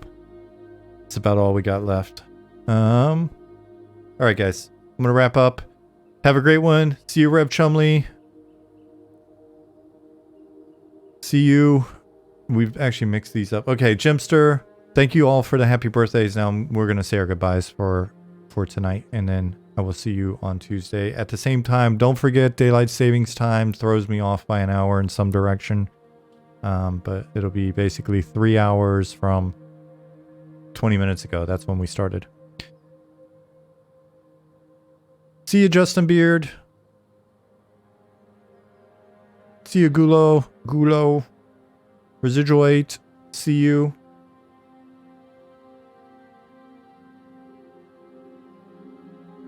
Is that it? Is that it for goodbyes? Bye, John. All right, we done with goodbyes.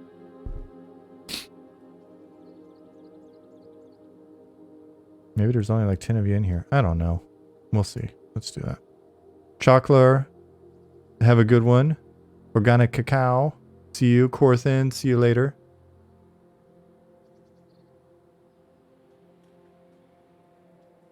Alright. Well then. On that note, Bernice, it's the end of the stream, buddy. You know the deal. Let's click the button. Let's click the button. Alright. See you guys. See you, level 1 Undercon. Oh man, you've been eating fish. Alright guys, see you.